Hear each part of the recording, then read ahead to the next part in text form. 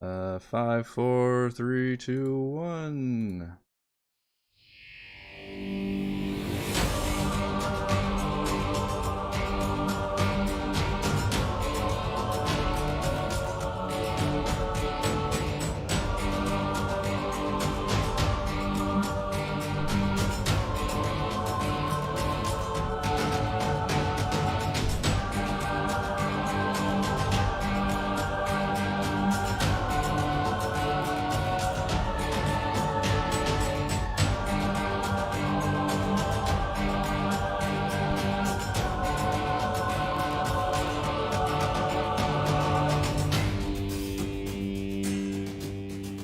Right, hello everybody.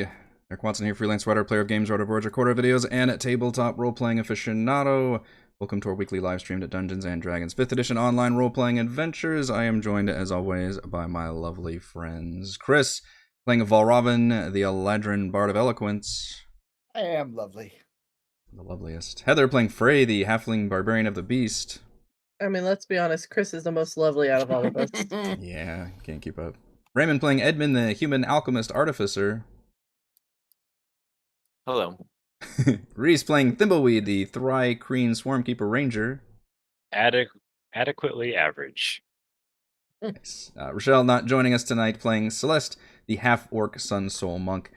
We stream our sessions live on YouTube every Friday. Watch all of our streamed sessions here on YouTube. Read weekly session recaps at roguewatson.com and watch my behind-the-scenes No Players Allowed live series crafting Icewind every Monday and Thursday. Head on over to our live post-session discussion at Frostside Chat after our show tonight. You can also listen to all of these live shows with the Rogue Watson podcast, available wherever you get your podcasts. You can follow me on Twitter at Rogue Watson and join our official Discord server with invite link into the description below.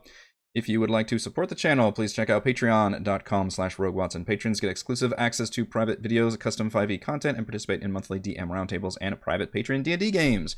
For our campaign, we use Roll20. For video chat, we use Discord, and for streaming, I use Open Broadcaster software with Streamlabs. Our music is by Kevin MacLeod, and our amazing original character art was done by Jimmy McClure. One of these days, I'd like you to do that all in one breath. I've come close before, I think. I've like lied awake at night, just like repeating the litany. Previously it's a ritual. You're gonna summon something. Kind of a ritual, yeah. Probably. I hear him like chanting it to himself as we fall asleep. Honestly, Patron D&D game. The marshals continued their impromptu match in the Chain Lightning Stadium. By dividing the tasks of capturing the lightning strikes in the wands and actually firing the charged wands, they easily struck down their opponents, winning the match and their gem-encrusted trophy with nary a scratch. From the stadium, they traveled north, back near the Spire entrance. Another far realm incursion by the malfunctioning Mythalar created a zone of dead space filled with tentacles. Their superior mobility skills quickly led them away. Their next destination turned out to be an old academy. The only room still standing was a lecture hall, and in the middle was a goblet filled with what appeared to be warm water, illuminated by 8 colorful stained glass windows. Valravn identified the pictures on the windows as wizards casting various cantrips, each from a different school of magic. The marshals debated on the dangers of drinking from ancient cups until finally Edmund grabbed Valravn and forced it down his throat. Valravn gained the ability to cast one of the cantrips, and one by one the other party members stepped up to receive their own magical gifts. Outside the academy, a hulking construct bellowed an automated warning about curfew, killing several Nothics as it continued its patrol. The party hurried over to the nearest tower. Valravn cast a spell magic to open the locked door, and they hurried inside before the sentry spotted them. The first floor of the Tower of Conjuration was a well-maintained lounge, complete with a heroic feast on the table, a treasure chest, and a glowing door. After inspecting the weird shifting creature by the door, Edmund stepped inside and was teleported to a room higher up. There, an insectoid creature trapped in magical runes greeted him. With a bit of trial and error, Edmund was able to solve the puzzle on the nearby wall and gain the treasure, including the second line of the arcane octad, but the creature grew angry when Edmund threw a bottle at it, and now it looks poised to fight. We are still in the Tower of Conjuration. In my defense, I was testing his prison. You were, but he definitely sees that as an act of violence. And I'm actually going to have you roll some initiative.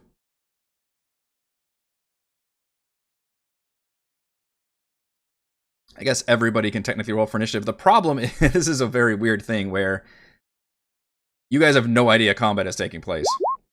Right. So what I'll say is, actually I won't have you guys roll initiative yet, but I do note that you've kind of seen from your point of view that this creature had been shifting rapidly, and now it is back to just this normal shifting schedule of like once every minute. And the only other thing you've noted is, I mean, Edmund's still been gone this whole time, and now the door has started glowing again that he stepped through. Mm-hmm.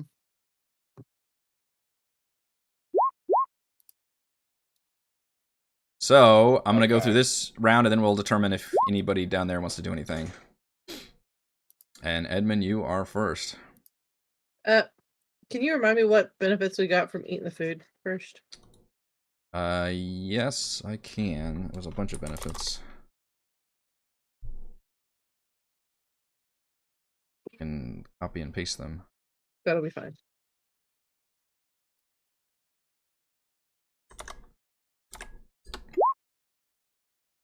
Immune to poison and being frightened, makes all wisdom saves with advantage, and hit point max increased by 2d10. It's for 24 hours. I think you guys were able to plug in the temp hit point increase. I can it actually shows up on your tokens. Yeah. Right. Can you describe again? I think you said last time, if I threw the bottle, he like lunged at me with a spear or something. He basically manifested a spear in his hands. All right. And when you so threw this, goes, go ahead. Go ahead. No, go ahead. I'll say you were trying to test, mainly if it was like a solid field, or what would happen if you threw this like ink bottle, and it basically just went right through and just hit him right in the like carapace and just splashed all over him. And sorry, you said it's like runes coming from the ground, like I'm thinking of a cylindrical tube. There are runes, in a cylindrical pattern on the ground and on the ceiling that kind of match each other. It doesn't create any effect that you can see, but you notice it just seems like it can't cross them. Oh, so I don't see like imaginary bars or anything. No. Okay. I don't see him glowing light. I just see him standing there. Yeah. And he can't get out of it. Yeah. Or doesn't choose not to. Right. Okay. Yeah, you're not sure exactly the situation is, but you do know that when you threw something at him, it just splashed right on top of him. Nothing seemed to stop it from happening. Edmund says, Whoa. I was just testing the boundaries of your imprisonment. Perhaps I could put something through for you to grab and I can pull you through? That will not work. This one thought you were a great, powerful user of magic.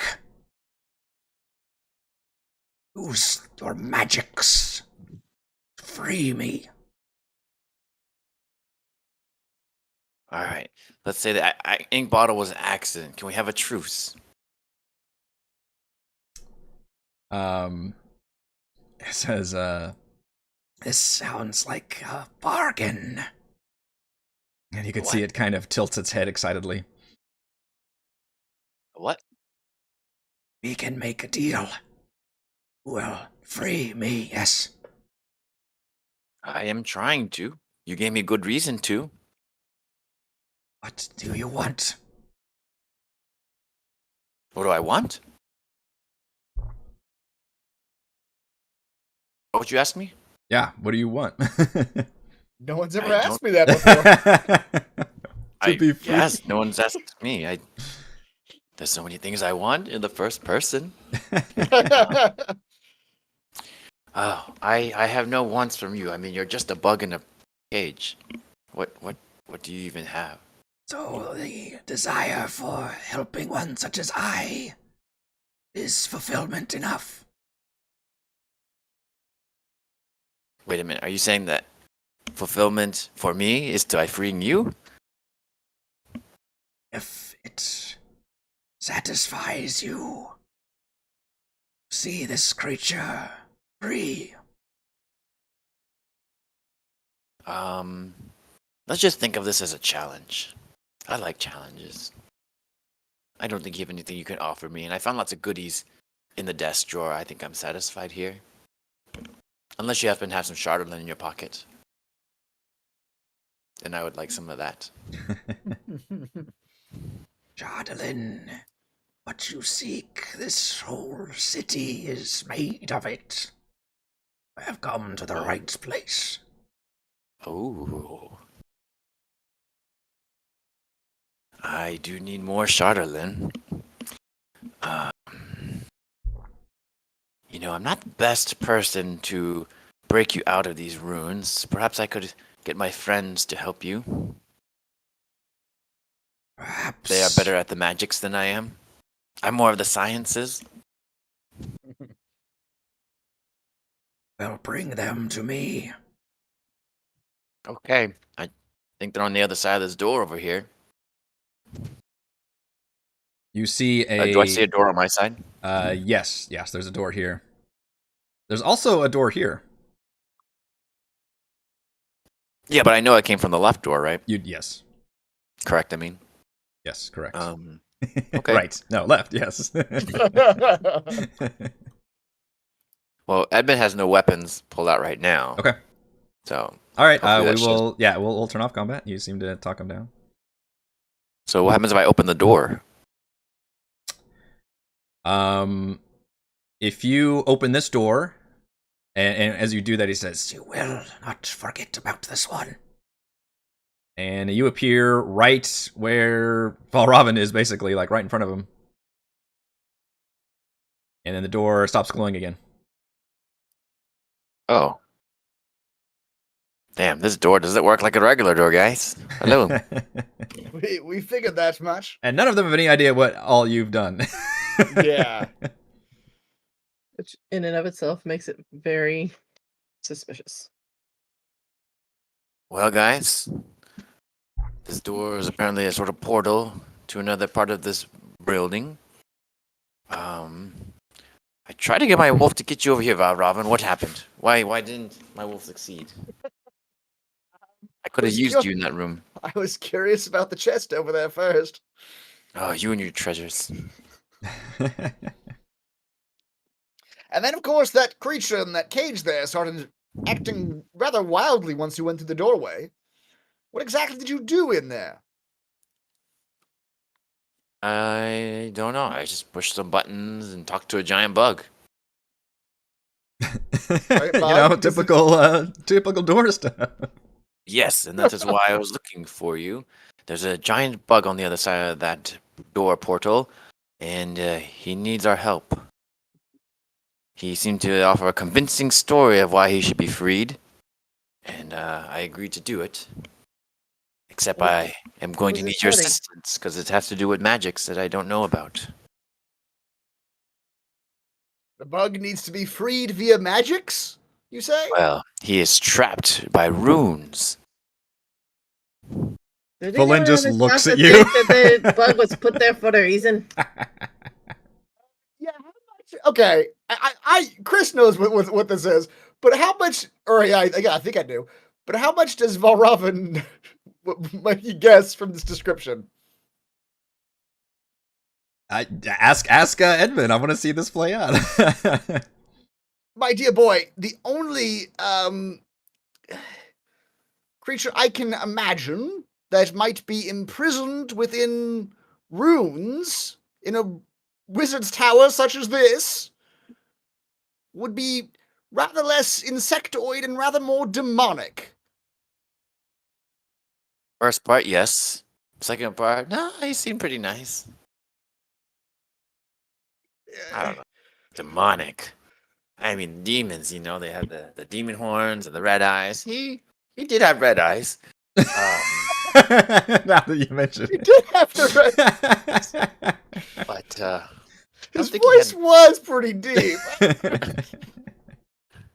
and he did manifest a sphere out of nowhere when he thought I was being aggressive. I did feel all my sins exposed at once, but We talked things down and he calmed down. But I mean, he gave a rather convincing story of he was imprisoned for no reason, and when asked whether I should free him or kill him, he didn't seem to mind which option. So we agreed on freedom because there was no point in killing him. Certainly not. We You might. want me to deal with the devil. And I guess also, and perhaps we might need this creature's aid in discovering the permissions or clues held within this tower that we are here for, after all. Yeah, and I think he said he had a 1,000 gold piece ruby in his pocket. I forgot that. I don't know about that. Okay. As a courtesy, the DM will remind Edmund and the group what all Edmund pocketed from the for solving the puzzle. Yeah, I did remember that he actually already got the clue. That's why Yeah, I he said did. that. 'Cause Yeah, I was like, I wouldn't know that he did. That he already got it. And Edmund doesn't know that those buttons had anything to do with the familiar. Mm. Yeah. Well, I mean, you're a smart guy. You may be realizing that familiar only changes to those 4 possible forms that match the buttons on the wall. Oh yeah, So it may have something But I to do already with it. But the fact, I figured out the puzzle. It you did doesn't figure matter. out. Figured out is a strong phrase. In Edmund's mind, he figured out the combination, and thus. I mean, Edmund did think there was a logic to what he was doing. He thought he was like, Yeah. he thought he found a solution. So as far as he knows, as far as Yep. anybody knows. It cycles through a certain order, and so Edmund remembered that order, and pushed the buttons and got the reward. And happened there was a 1,000 gold piece ruby in there, and that Edmund may be using to get you to do what he wants. I do need a ruby. Yes, he told me it was worth 1,000 gold pieces. But we just can't get him out of the prison to obtain that ruby. He said he doesn't need it. All right, well, I suppose it can't hurt to go talk to your insect friend in the rune circle. After this Now, It's like conversation, this door appears every minute, but I don't know Yeah. how to get multiple of us through the door at once. and after about a minute, the door starts glowing again. Maybe if we hold hands. on Yeah, the way in. yeah, that's exactly what I was thinking. Can we all get real close together and just as a group, like huddle up? I mean, we could try. Otherwise, I don't want to hold your hand. I don't actually want to touch. Who touches try. the door? I will. All right.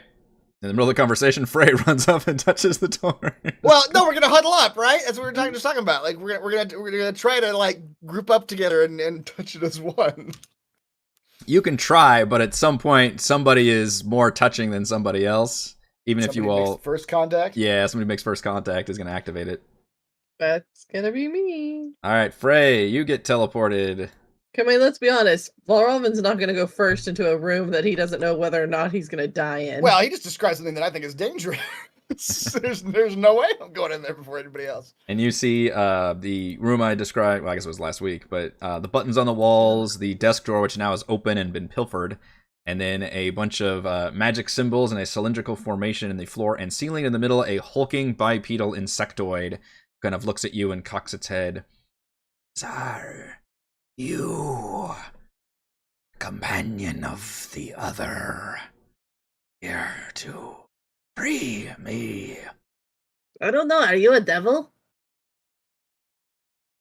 Well, that's Frey has no tact, which is why she just asks right Yeah. out at the beginning. So I am from the lower planes of the abyss. cool.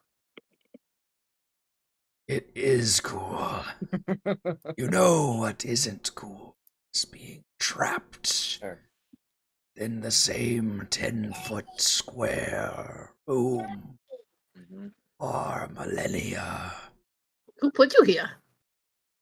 Some wizard who thought himself a mighty caster of spells and conjurer of creatures. I mean, if you think about it, he's not that bad because you've kind of been stuck here, like you said, for a millennia. So, I mean, he's must be have been a pretty good wizard. We were both a victim of circumstances. That being the destruction of this city. Mm-hmm. So, what do we get if we let you out? What do you want? Hugs. Demon hugs. I can't make anybody fall in love with you. Simple human affection. You tell me what you can give, I'll tell you what I want. Well, welcome to Demon's Bazaar. He pulls out a big just scroll of things. Yeah. Do not know your desires. You need knowledge. Power. Do I look like I need either of those things? I have an axe. I can hit things very hard. Look very strong. Powerful. No shit. You know, my other friends will come through eventually. You're gonna have to have a better story than this to get them to try and even help you. Because, I mean, technically right now, I could just leave and you leave you here. Yes. Why should we even bother? Again, what do we get out of this? You're from the lower planes. I will lend my help for your cause. How? You must tell me what your cause is here. Oh, shit. Frey remembers. Heather does not remember. So you are, Because, I mean, my reason for being here is Yeah. a little bit different than everybody else's. yeah. Ostensibly, we're all here to. I mean, it's just a lost city full of useful treasures and things, but also it has this powerful mythalar, which is this ancient artifact that was so powerful, it literally helped an entire city fly, and it's ever been found intact before. This one is unfortunately malfunctioning to such a degree that it seems to be creating these like magical, dangerous incursions throughout the city and activating certain things around the city. And in order to get to that central area, you have to go to all these towers and collect these apparently instructions for some ritual. Mm-hmm. But again, my reason for being in the city is different than everybody else's, though. Yours has been aligned so far. Mm-hmm. You're kind of been on a need-to-know basis by the Frostmaiden, and so far she hasn't quite tipped her hand on necessarily what the end game is here. But she did basically feed you the same. In fact, she gave you the information before anybody else knew about it, which was the Mythalar being a problem that's like started up and is, it potentially could expand into the entire realm and to a dangerous degree. Basically, what you're seeing here could expand throughout Icewind Dale if it's not taken care of. Okay. And that's right, because Ness wants it, and I don't want Ness to have it. Okay. So, I tell you what. I convince our little wizard friend to let you out. Your job is to destroy the Mythalar. Destroy. So that means it is active once again. Well, no shit. Curious. Is that why you are here? I'm here because the stupid shit turned the sun off. Artifact of great power. Uh-huh. Why would And- you want to destroy it? To bring back the freaking sun. Oh yes, this plane does see stars in the sky. Mm-hmm. How quaint. I mean, this is the deal. Do you accept or not? I will accept a bargain that results in my freedom. But I must make it with one who will free me. It takes magic to free you? He kind of pulls out his clawed hands and gestures to all the runes around him. Presumably, yes. What happens if I damage the rune?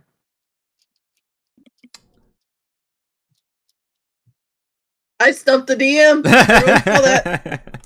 We saw it. Everyone saw it. It's also the insectoid's reaction too. The demon doesn't know.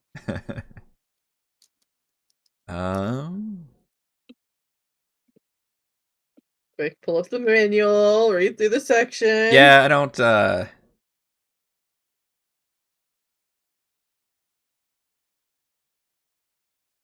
says With a powerful magical artifact, he looks at the axe. perhaps, but it may result in its destruction. Gesturing to the axe. Oh, that would piss me off. So yeah, you're gonna have to wait.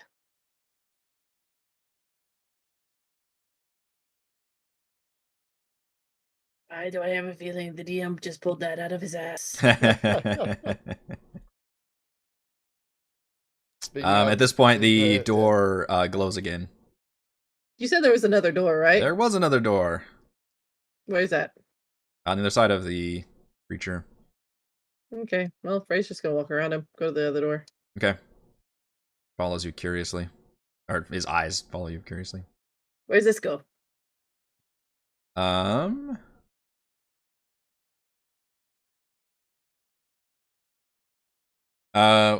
It's the same glowing door. Sorry, it's same effect where it glows.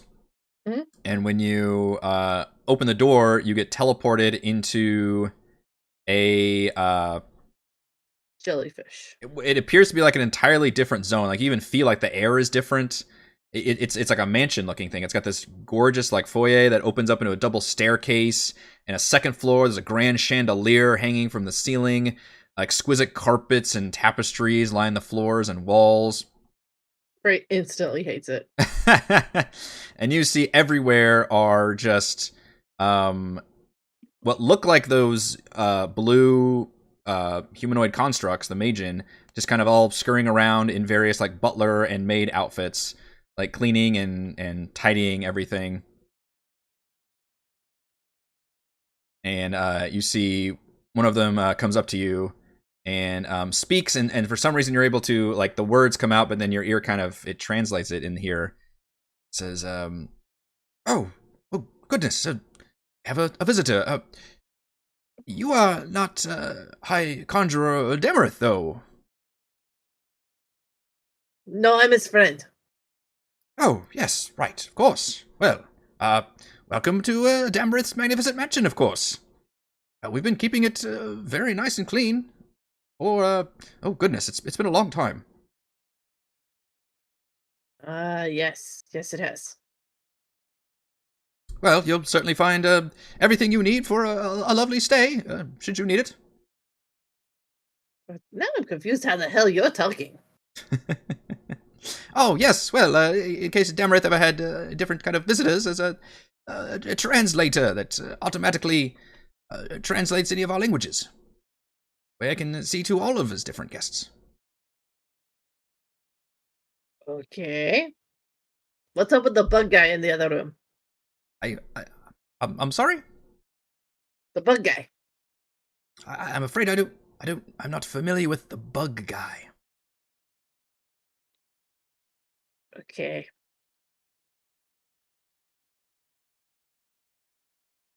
I'll just have a look around. Oh, very good. Only one more, okay? And it looks like a just really nice, safe mansion area. Like beds and everything you could need. I found a safe room. In the meantime, I suppose I will go next into the door. No, I guess by Valravn's logic, if anything was going to be attacking us in there, it's focusing on Frey right now, so it should be generally safe. Yeah, and Frey is not here right now. She's been disappeared in this door. Oh, great. Okay, it's a totally different place you're talking about. Yeah, it's a totally different place. Yeah, she got basically another teleporting door on the other side. Okay, so the whole safety of Frey already being here is not a thing anymore. And this creature I've been describing, and the room I've been describing, and then the creature turns towards you. Says another companion, yes. There are many of you. Quite a few? You are certainly insectoid, but can I make some sort of check to see if I can, like, just straight up identify what this thing is? Or now that you can see it pretty clearly, that is going to be a religion check. Religion? That's not my thing, but I'll try it. Nope, not my thing. A 7. Yeah, you are not sure what this is. It doesn't look like thimbleweed, but it kind of, it is insectoid. Kind of Yeah. Well, creature, you certainly look dangerous, but my friend Edmund said that you have information and treasures that might benefit us should we benefit you. So perhaps a trade is in order. This one is always willing to make a bargain. I heard something about a ruby. Where is the ruby? Cocks its head. Your friend has it. Let's see now. Well, that's not the story I heard. Your group has trust Edmund issues. Pierce. Who's the real devil here? Edmund feels a disturbance in the force. Mm-hmm. All right. Well, when he arrives, we'll talk to him about that, won't we? All right. Question the second. We are here in this tower to get the next answer with which we might access the main tower of the city. Do you know where that information lies? What are you asking? For where the clue is, because Oh. we're here for the Right. the code to get in the tower, right? Yeah. The creature doesn't have lips to smile with, but you think it tries to, like, smiles, it cocks its head and says, Your friend has that as well. Wait, what the hell am I doing in here then? I'm not sure why we didn't just leave you here in this circle. I have answered your questions.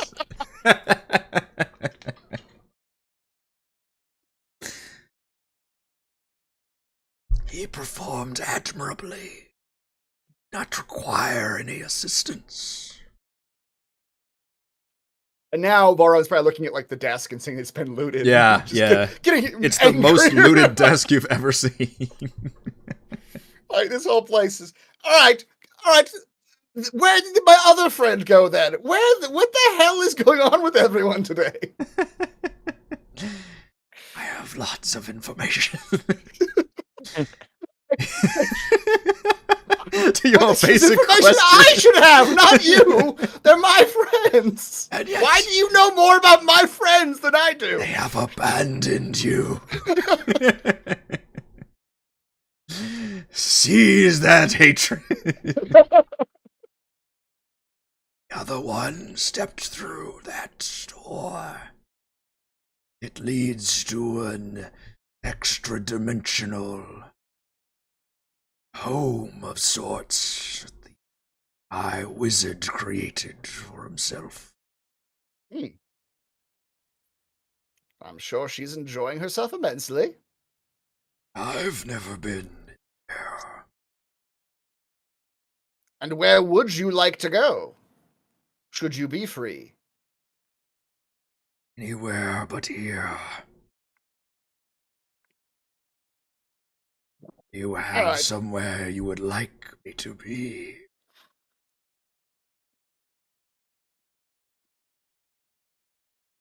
I do, in fact. You seem a capable sort. And we have some temporary allies who are performing a function right now that we do not entirely trust them with. We have But I a lot believe- of trust issues. I sure do. All my friends betray me eventually. Frey's gonna come out and see this thing and Valravn sitting on a couch together. And it's got like his Kalanian on his shoulder. Leaning back, the demon's got a pad out. Yeah.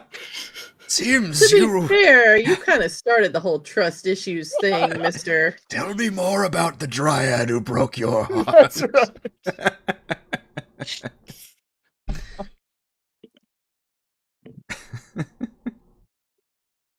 You seem to be aware of what we needed to get out of this tower, the information that we will need to get into the main tower. So I might, in exchange for your freedom, task you with heading to a few of the other towers in this city and returning to us with the information that you discover there. Surely such a small task such as that is take no more than a day or two, and with however long you've been in here, I can't imagine it's much of a wait before you're truly free. So you have a task for this one. Gain information from other towers. Yes. We've already been to one, so... And I remember asking what the other one to the right of the one we were Yeah, you did. in. So I could sort of tell transmutation, him... yep. Transmutation. I could tell him where to go. Okay. Of course, you could betray me too. My trust issues don't extend so far as that, but at the moment, I trust but you more than I trust... It's where you are wrong. This one will not betray you. This one will carry out its side of the bargain. As it says bargain, a gold parchment paper appears in its hand and unravels itself, and a little bit of a quill like floats right next to it, and you can see words rapidly writing on the parchment. And then it extends it to you. I did fail my religion check, but it seems pretty on the nose. Hey, it could be Ursula. You don't know. Yeah. He wants your voice. Mm-hmm. All Don't at worry. Coquans. Hey, You've still got your, You voice, look your pretty face. your pretty face. your pretty green skin. Body language.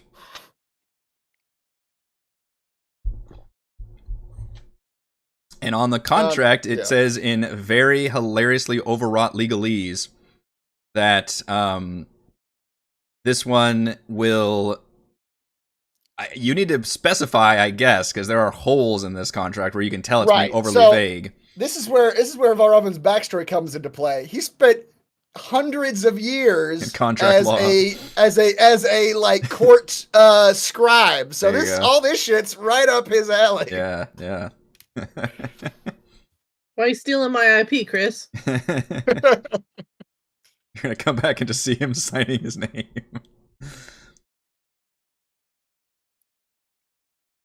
So yeah, how many towers are there total?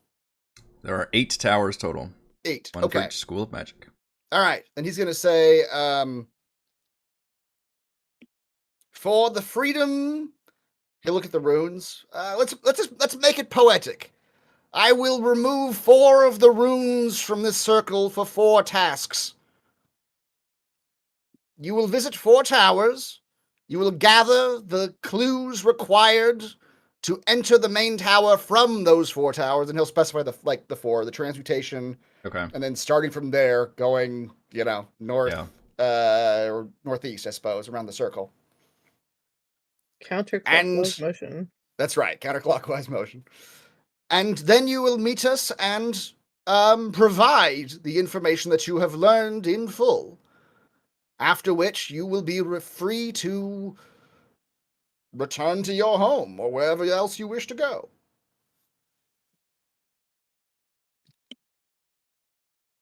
The Quill, he never even touches it. Quill just like writes all this shit down on the contract as you can look at it and look it over, and it seems to be exactly as you dictated. Quill. Yep, and you see it reaches a clawed hand, and it can get its hands actually across the runes just fine, and signs a completely ineligible like foreign language onto it on his side, and then turns it to you. So we will have a bargain then. One addendum.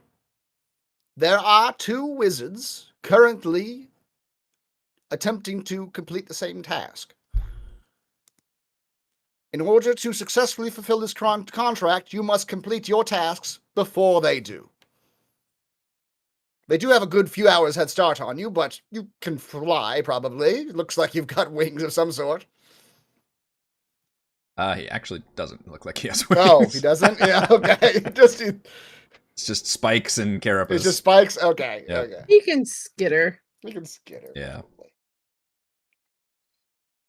Oh, those aren't wings. I'm so sorry. I'm so sorry. You had those your whole life. Oh, was school hard? Yeah. You called me no wings. They mocked me endlessly. That's why I became a devil. That's right. And he'll actually give them the names too for the contract. Like he has to complete, get the information back to us, or get all the information to get it back to us before Ness, Lantimir, and Valish Gaunt get the same information themselves. Okay. This one form. This task. Is it possible for me to make as like we get to the end of this? Yeah. Is it possible for me to make some sort of insight check? Just I don't know. Make sure there's no underlying. Make sure that he's not like quietly snickering to himself that he's about to fuck me over or something. Do it with disadvantage because your initial identification check was so hilariously bad. Yeah. I don't have I can't get a good read on this insect boy.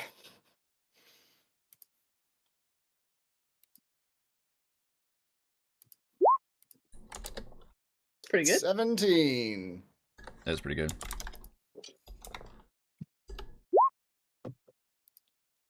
Not good enough. Not good enough. Yeah, it's a battle of wills right now. Mm-hmm. Well, I probably wouldn't at that with a 17. I probably wouldn't know that I failed. Right. Yeah. I mean that'd be me. I probably should have just done it behind, but we always do it in the public. Yeah. But yeah. But it looks legit. Yeah, he looks like he is eager to get out of here and willing to make this deal. All right, Valravn will read the contract. He will not just sign it blindly. Okay. He will scan the contract for any verbiage that seems like a loophole or that he owns my soul as part of the contract or anything like that. Yeah. Roll an investigation check. Okay. Oh, something I'm also not great at. That's lovely. Interesting. 11. It's hard to parse, but I mean, it seems to your knowledge that everything's on the level. And you've got a background with this stuff. You probably haven't dealt with too many demonic contracts in your day, but it looks like it's legit. All right, he'll do it. What does he have to do? Do you have to like shake his hand or what? How does it Sign work? your name. Oh, okay. Yes, sign your name. Very well. Valravn will sign his name on the contract. Okay. And as you do that, you see your hands come up like a puppet and cast the Dispel Magic spell, just automatically doing it, which is I didn't even probably do pretty it. freaky for you. Yeah. But go ahead and deduct that from your spell slot as if you had cast that spell and succeeded. Actually, how much? What is that spell? You might have to actually make a check for that. Third level. Let's see, because Dispel Magic is 3rd or below is automatic. Uh-huh. Yes, we're good. Okay, so that does succeed. Yep. And the runes dissipate, and you see this creature stand there in all of its hulking presence. And it nods to you. This one. Valravn, at this point, is like, I really should have waited till all my friends were here to do it. Yeah, there's a tense No. moment where it just stares at you. And then the door behind you starts glowing, and it cocks its head and moves purposely and says, This one will reach the bargain. Perhaps I ought to go first, though. My friend's on the side of that door. It might be a little... Well, Edmund's there. It'll be fine. Go ahead. And This is what he wanted. a friend has what you desire. I do remember and that. it will Yes, step thank through the you. portal. The rest of you downstairs sees a hulking insect creature come stepping through the portal. Papa? You know, Chris. The fun part is he didn't say which friend. Well, I know. I know that Edmund, at this point, I can put two and two together.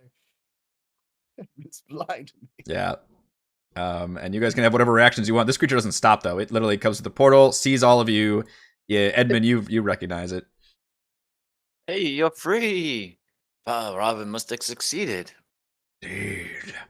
This one must complete a bargain, and then we'll taste true freedom again. Whoa, y'all came up with a bargain? A friend may be a little pissed off, by the way. Bye. Flynn says, God damn it, Valravn, what did you do? At this point, Frey, you can come back in and you can all rejoin your friends. What Eric. just happened?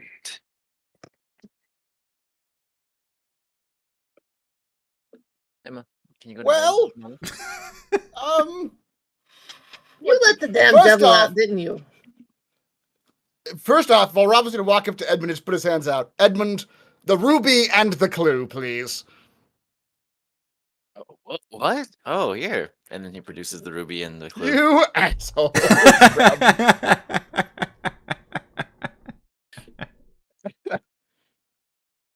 Well, we technically have what we came for here.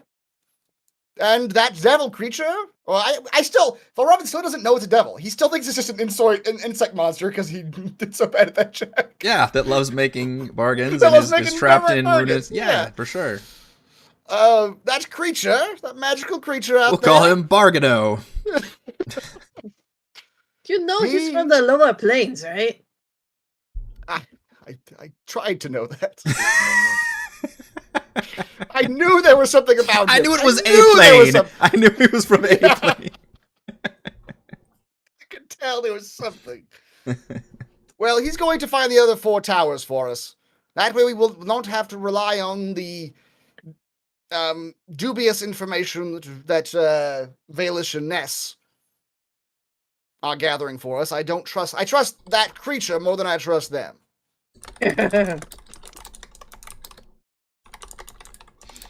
He won't mention that he signed his name on a very, very official-looking document.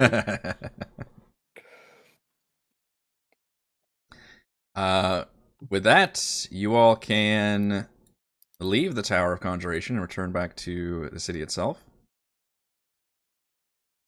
It is your oyster once again.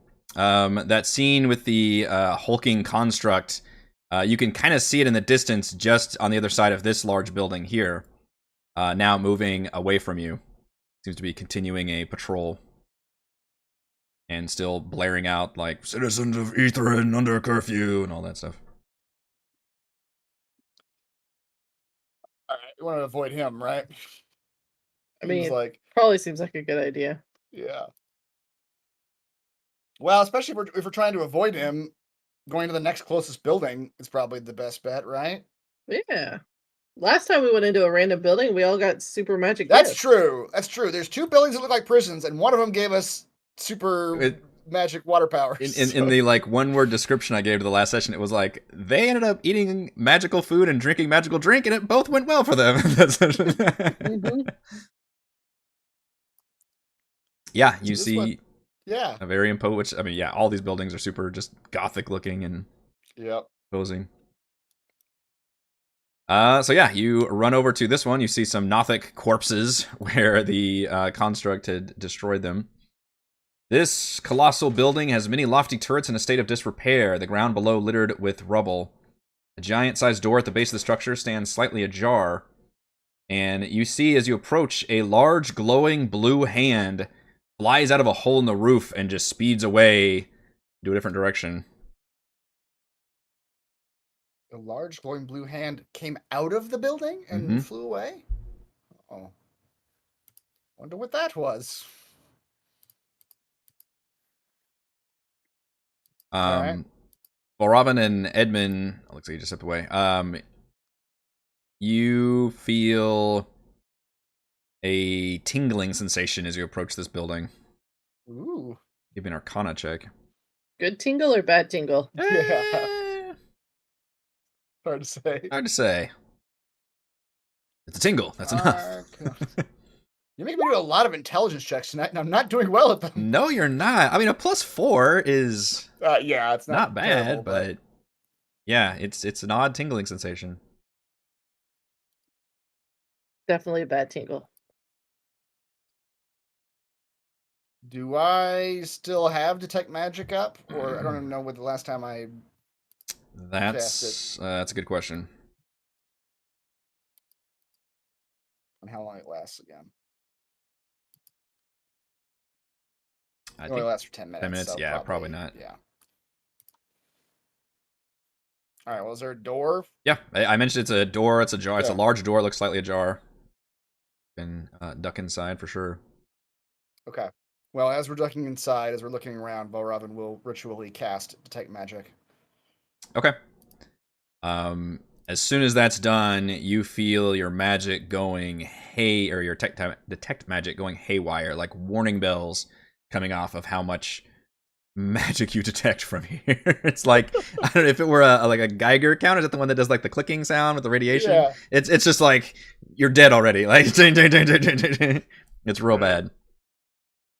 And you step inside. Walls and shelves crammed with books loom over reading desks, still lit by desk lamps with continual flame spells. The crumpled robes and blue dust of destroyed magens are visible amongst the rubble.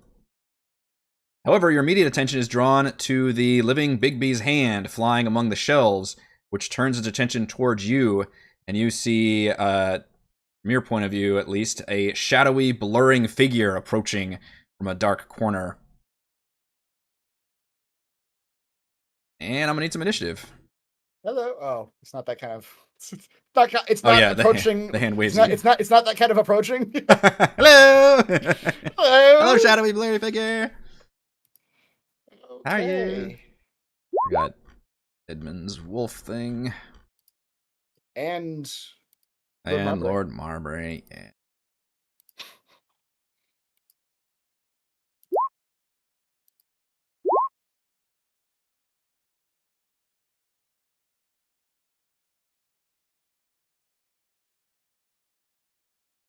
Oops. Yep. I don't know if you were on him or not, but Well, what happened? probably not coming into a. you went inside a library, and it is full of danger. Okay, libraries are supposed to be quiet. They're supposed to be. They are supposed to be quiet. You're right. This is a terrible excuse for a library. There's a giant living hand. Well, I guess And all a hands shadow I man. guess all hands are living. A giant magical hand. All hands are living. I mean, they are, right? I mean, if it's attached to a corpse, then probably not. I guess it's true. I guess you could be like a dead hand, but Which would not be a living hand.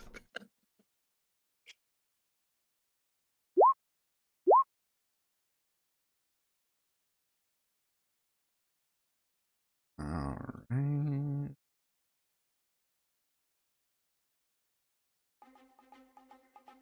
even though this creature is called a living phantasmal killer, What? the other thing called a living hand. You can't actually see its name.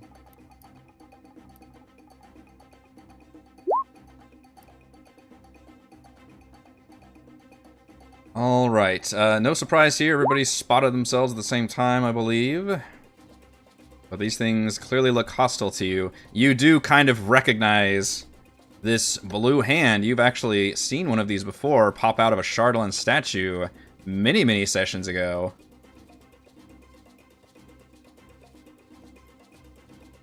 It is a living hand. It is a large... It's a living hand. I don't know how best else to describe it. It's certainly not dead. In fact. And yeah, obviously your tech magic is going crazy. It's detecting these things like are magic. Okay. Yep. They're living magic spells, yes. Thimbleweed, you get to go first. The only one above a 20. Wow.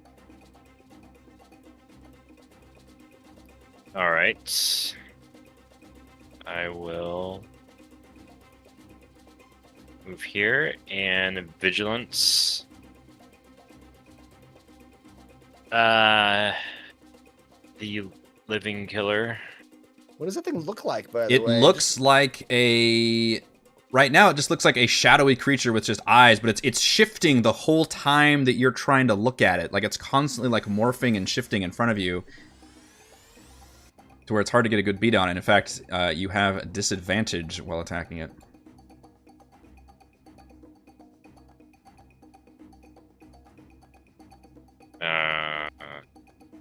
Okay.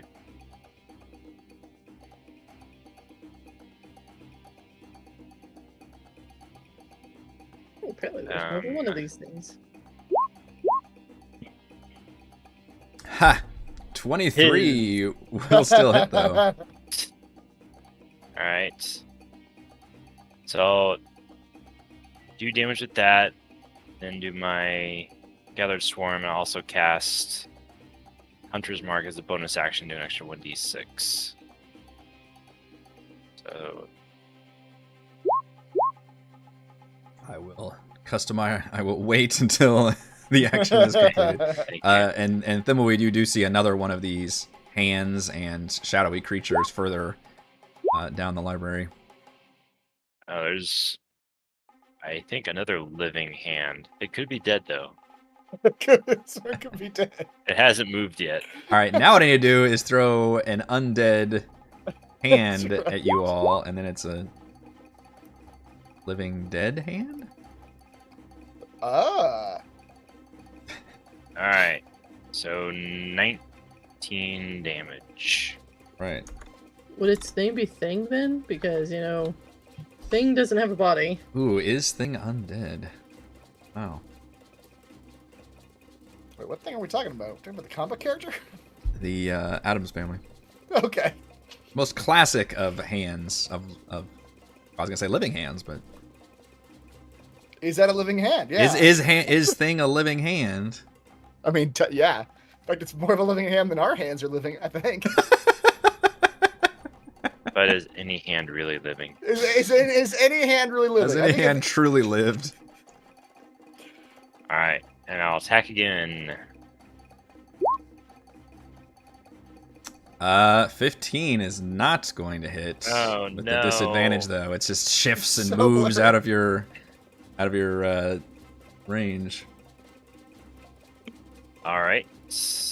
That's all. Alrighty. Thimbleweed, since you're the opening target. Hello. Hello. It's actually the one further away from you that is going to target you. It stares at you and shifts into whatever you fear most. that's I'm specific. Mother. That's the form it takes. Pimbleweed's mother was terrible. I need a wisdom saving throw. Turns into a can of Raid. Giant fly swatter. Oh, goodness. Hold up. I'm gonna use my inspiration.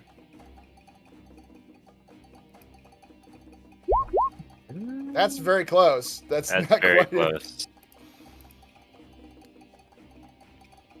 Yes. Out of range of the genius flash.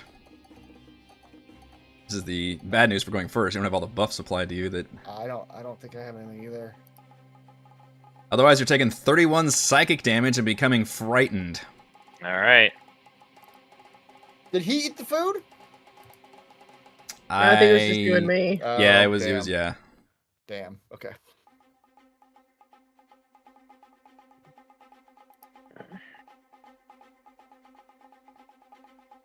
A lot of damage. Yeah. Mhm. It's pretty scary. Your mother is an imposing force. Slapped you around a bit. All right. Who is still playing Slut? Is it Heather? I think. Yeah, I did it earlier. Okay. Well. You see, I don't. What does that look like then? Will you just stare over there and just you? What does fear look like for you? My carapace starts clacking uncontrollably in varying rhythms that don't make sense.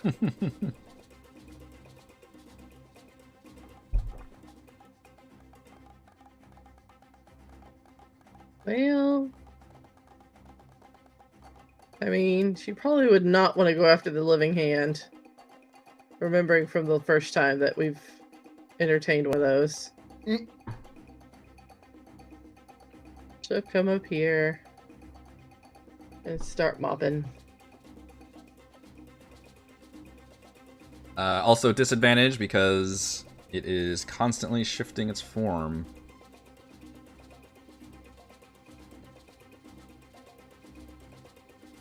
You don't have a true sight or something. But 19 does hit.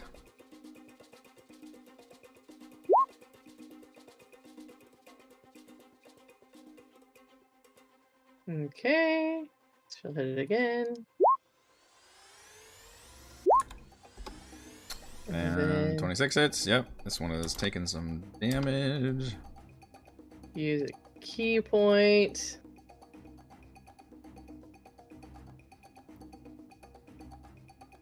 Two unarmed strikes.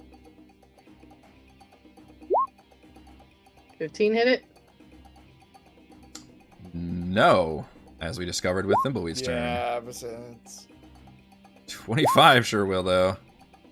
For 7. 7 or 8. Okay, this thing looks vastly diminished from its hefty, She'll go shadowy back over form. here and try to hide under Lord Marbury. Okay. Mobility getting out of there. Right, which brings me to one in this corner. Will come up here and target Bray. Okay. Furthest one with the same thing. What is Frey's fear? Bray is immune to being frightened because she ate the dinner. Ooh, Bray's the first one who started eating all that damn food. that's true. I read your paragraph. It No, said that's true. immune. I'm trying to figure out how to do that. I'll give you. Well, you have advantage anyway because you read the stuff. Yeah. Mhm. So I mean, it doesn't matter. I'm immune to being yeah, frightened, you know, I so- forgot to put that on here, but I think if you're immune to being frightened, I don't think this effect even works. Nope. Yeah. Okay. So it doesn't know that. It tries to do that to you, and you find that it like contorts and spasms, like it can't seem to shift into a proper form. You just hear Bray start laughing. Yeah, you are full of the heroic feast. But it's like it's not a happy. It's a creepy laugh. Yeah, and it learned something. None of us like it. It ducks behind. It kind of like slinks away. Bray is coming to get you. It is Lord Marbury's turn. Whoa. How tall is this library? It's probably pretty tall. Let's say 20 feet. I'll give you 20 feet. Okay. You do note Marbury that will- these things seem to be hovering in air, and I just described one of these things flying through the air earlier. So Yeah, so they can, yeah. yeah. All right, Marbury will fly over and attempt to kick at this thing that's attacking Thimbleweed. All right, disadvantage. Yep. That's some bad disadvantage. Yeah, it's shifting form is throwing one of them off. All right, then Marbury will he'll just sort of leave. He'll take off into the air. Okay. Does he have Actually, I don't have a reaction anyway I can do. Never mind. Yep. Okay. So Oh, shoot, I white. gotta Valen's window.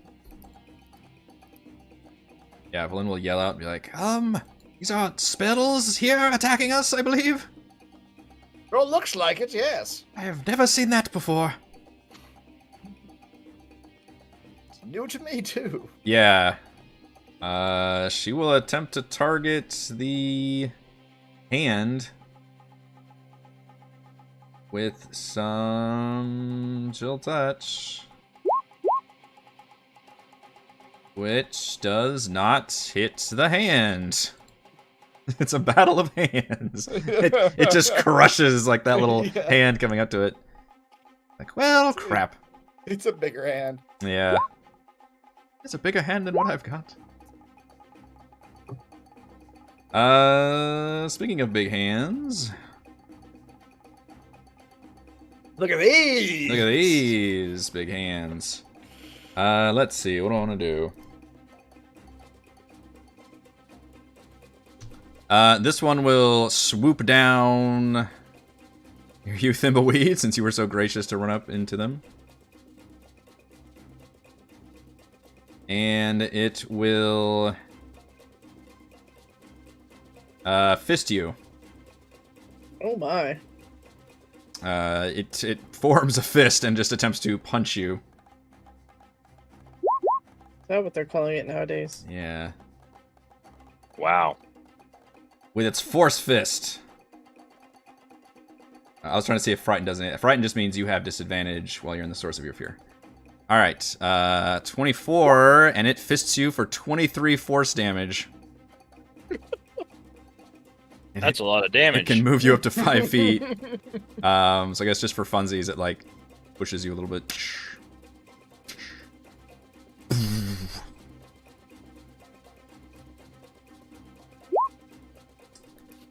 Alright. Seems like it's a bad idea to get first in initiative. It's a bold choice to run up to the middle of creatures, for sure. I respect it. Some of you spot a shadowy thing moving like along the ground and kind of, I don't know, undulating. And it just appears to be almost like a void. It's like a rectangle. Just A rectangle void? a rectangular void. You try to stare into the space and you just can't see anything. It's like negative space. It's like, what's that paint called? Vanta Black? Yep. That's just it's so black that no light reflects off it, so you just can't see anything in it. It approaches. And then, boy, I rolled really pretty good for initiative here, didn't I? Y'all 12, 6, 5. We're Wow. all at the bottom. Yeah. All right. Since Thimbleweed's already been frightened, this one will target. This one will. What is Lord Marbury's biggest fear? It's Valravn. Please say it's Valravn. It's Valravn looking Friends. disappointed. It's just. It's just Valravn being disappointed. Or maybe it's a dead Valravn. Maybe it's like Ooh, there you go. Valravn with like Bottle a. of glue. I was gonna say, for completely unrelated reasons, it's a dryad. Well, it targets Lord Marbury with its Terrorize ability. And I need Lord Marbury to make a Wisdom saving throw. I Okay. rolled much lower damage on that one. So Lord Marbury Doesn't takes make it, though. 17 psychic damage and becomes frightened of this creature. Okay. Frey. That's me.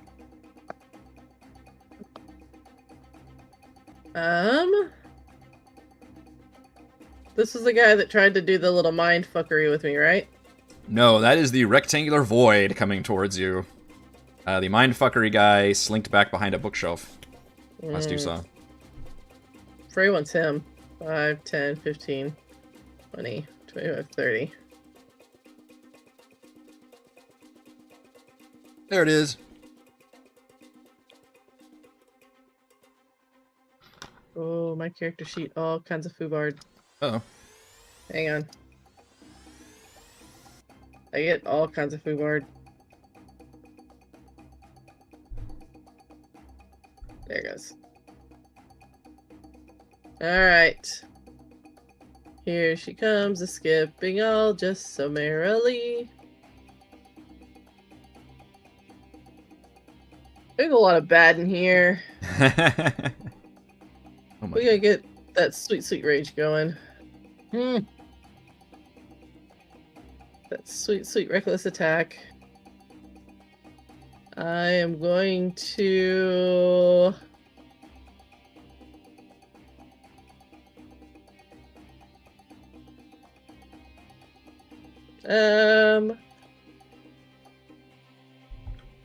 Let's go claws. That'll be fine. Okay. But for now, she's gonna swing that sweet, sweet axe recklessly. So is it normally disadvantage or?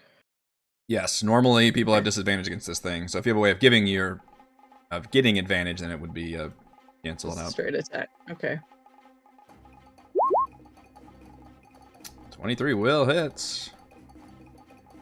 Make sure that rage button is hit. 12 damage. All right. And then do it again. Yep, that'll hit. 20, Mhm. 16. Boy. Oh, you take out large chunks of it, and it's still just trying to shift, and it's frustrated. You can almost see its frustration at not being able to shift into a proper form with you. Ray just reaches over and goes, "What are you afraid of?" You're stuck in here with me. It looks pretty heavily wounded, though. Valravn. Alright. On the fear, it didn't say there was like a way to make that save, was there?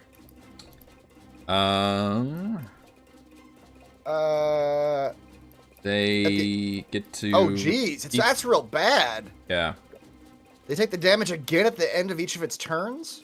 Yeah. You can avert your gaze and take the blinded condition, or break line of sight living spell. A targeted creature can gain advantage on the save. So you get to repeat the save at the end of each turn, but then yeah, you take the damage if you don't. Alright, well then this is a very easy choice for me.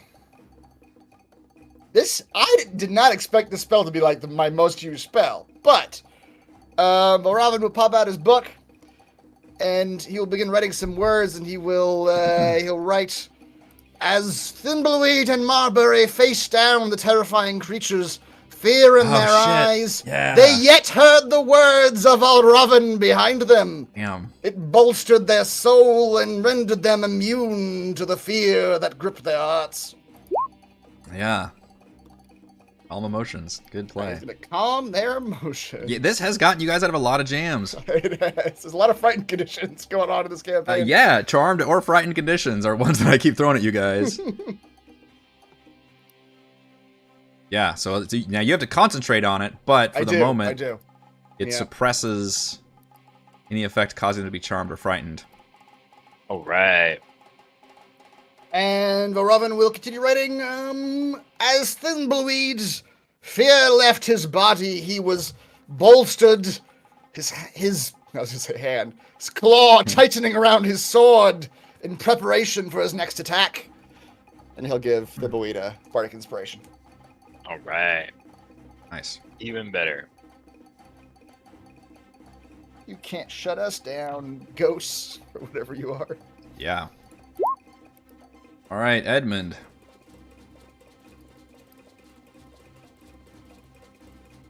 You're muted, sir. You said number 1 Phantasmal was pretty wounded? Yes. Actually, both the ones you've engaged now are pretty wounded, but that one for sure.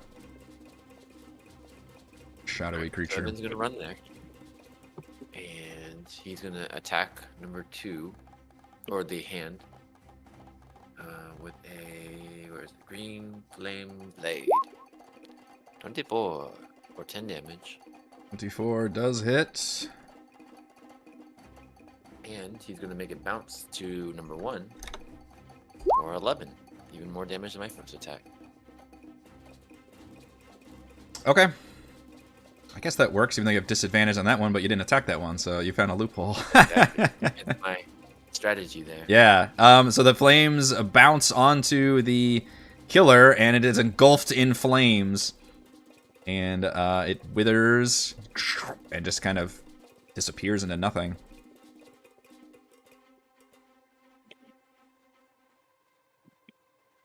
And then, as a bonus action, I can't see anything with my wolf, but I guess I don't know if I have vision with my wolf. Well, I may have I to. can tell my wolf. I can tell my wolf to do something. I'll just make my wolf come over here. He's got a speed of 40. 5, 10. Come over here, Wolf. What's that? So come over here, Wolf. Yeah, and he's gonna do frost breath. No, that's not. Yeah. you got my custom wolf stat sheet. This doesn't work. The wolf has advantage on attack roll against a creature. If at least one of his allies within 5 feet of the creature. Indeed. And so, with You're advantage, gonna he's going bite to the hand that beats you? Yeah. 20 does hit. For 8 piercing. If the target is a creature, any chance this is a creature? Kind of, yeah. Well, it's a targetable. I don't know. I mean, I thought creatures- the creature is just a living hand was a generic term. construct. Yeah. It's immune to prone anyway, but I'm trying to even think if it's actually a creature or not. Right. I don't think it is. Mechanically, yeah, it might not function the Regardless, he same. takes 8 damage. Yeah, he did take 8 damage. Yep, you did bite the hand that beats you. And with that is the end. Yep. All right, last we've got another hand swooping in, and Edmund is the nearest one. And this one attempts to grab you, Edmund. Goes into grabbing hand mode. It's all grabby. It's all grabby. I need HR. I need to change that formula. This is not approved, giant hand. No, it is not. I need a dexterity saving throw, please. 15, huh? I enter in the right thing, so it'll actually roll damage. I guess the damage doesn't apply till the start of each of its turns. Okay. Right. Doesn't matter. All right, so it grabs you with its giant glowing just, and then it will attempt to grapple as a target to. So you'll take damage at the start of your turn. Start of each of its turns. Or its turn. Sorry, I guess I'm confused about that. Yeah, target takes damage at the start of its turn, so I don't take anything yet. Okay.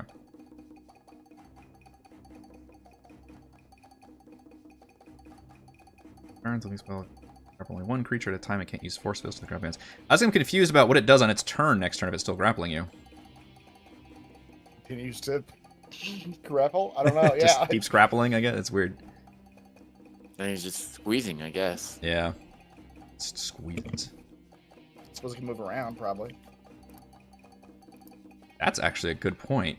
5, 10. Thank you, Chris. 15. So it's going to grab you and fly like 10 feet up in the air. For funsies. Fly away. Alright. Thimbleweed, before you go, you all hear a distinctive sound. And those of you who are spellcasters feel energy being unleashed from further into the library, and in a distance, at some point, let's see if maybe you have vision of the middle. Valravn, you would definitely see it in Celeste. You see one of the books suddenly like vibrate and crack open, and mystical energy comes out, and another of these living spells forms out of this book, but this one takes the form of a flying, long, ebony blade. Oh boy. Added to the initiative order very soon, apparently. I am dynamite on initiative rolls tonight, folks. My yeah. goodness sakes. We need to set this whole library on fire. It's Just nuke it from orbit. It's the only way to be sure. Yeah. Thimbleweed, your frightened effects have been calmed. And I think that is rendering you, at the moment, immune to the fear effects, as long as Valravn keeps concentrating on it. We better concentrate harder. Alright, I'm concentrating as hard as I can. I'll attack with Vigilance on the hand number 2.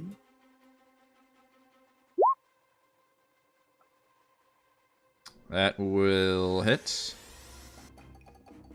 I guess also Hunter's Mark is concentration, so I should have con saving throw for that. Yes, thank you. I think 10 is all... Well, it's 10 or half the damage, isn't it? You actually took a shit ton of damage. Yeah. Yeah, so you'd have to recast it, I guess, if you want to use it again. Yeah. Okay.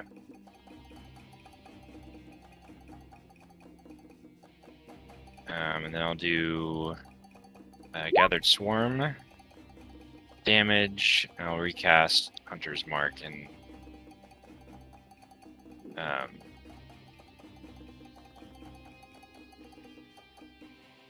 Don't forget to click the normal damage too. Okay. How much damage? 19 again? Yes.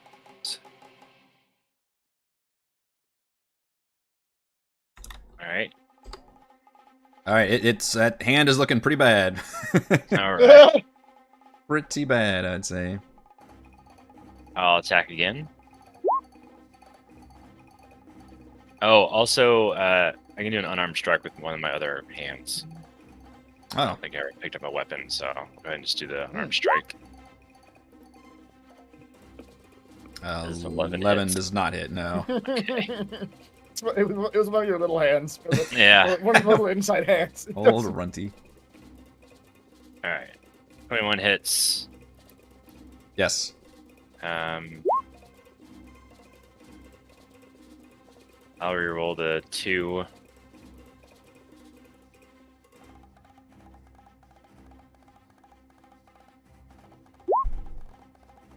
So it does 11 damage. Okay. And I'll do an unarmed strike. Top of that. Nope. You're a little rusty with the hands. This thing beats hands, what can I say?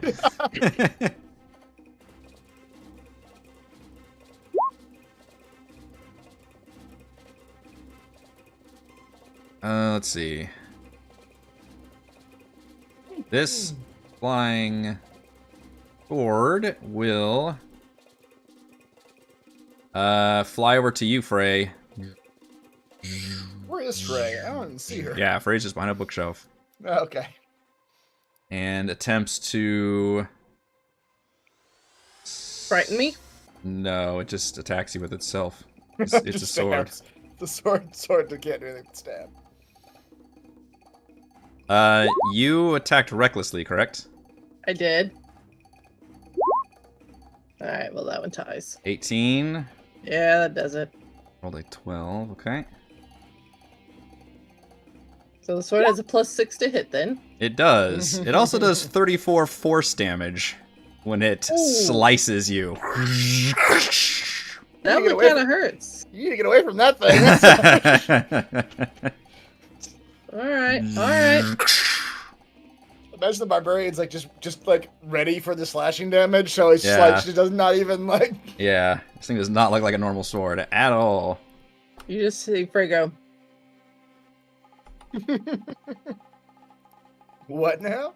It's just, it looks like it's cut from like just some kind of void dimension.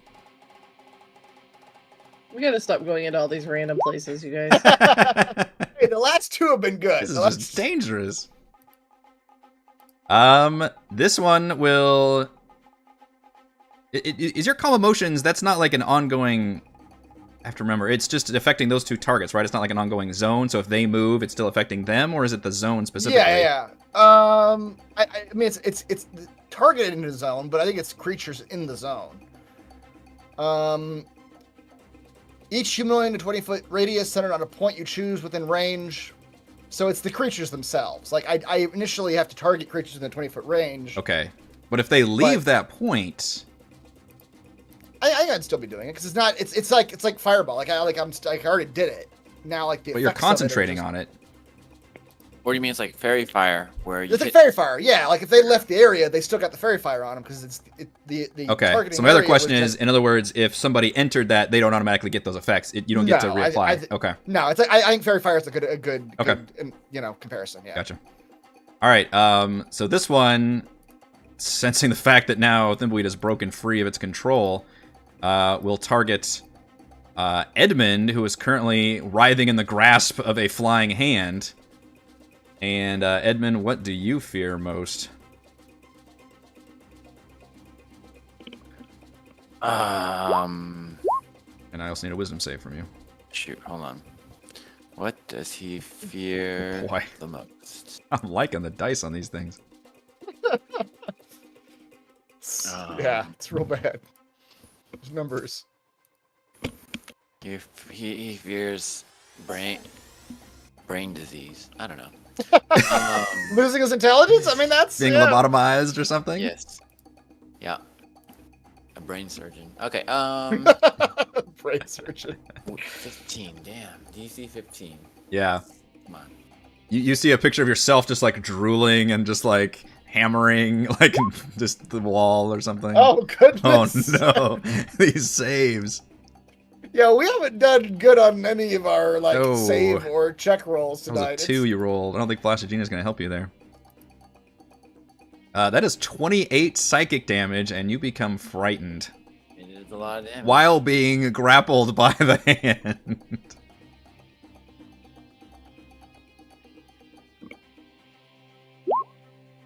It's Celeste's turn, powered by Heather. Okay.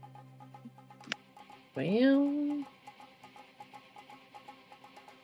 a lot of bad up here. Yeah, this hand is looking really bad. This hand is 10 feet in the air holding a frightened Edmund.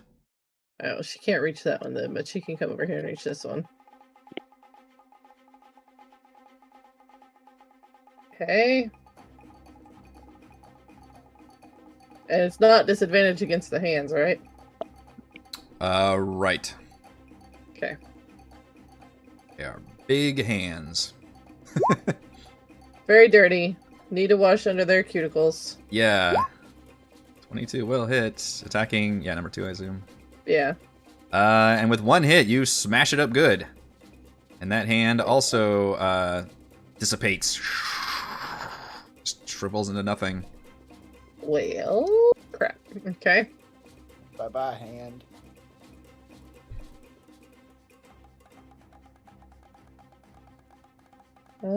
She has a She, second attack. I was gonna say, her monk subclass lets her do her unarmed strikes as ranged attacks, I believe. Yep, Radiant blasts. Yeah. Yeah, that's what I was just reading. I don't think she could use the mop, but she can still use Like, armed strike at range. yeah. Blast.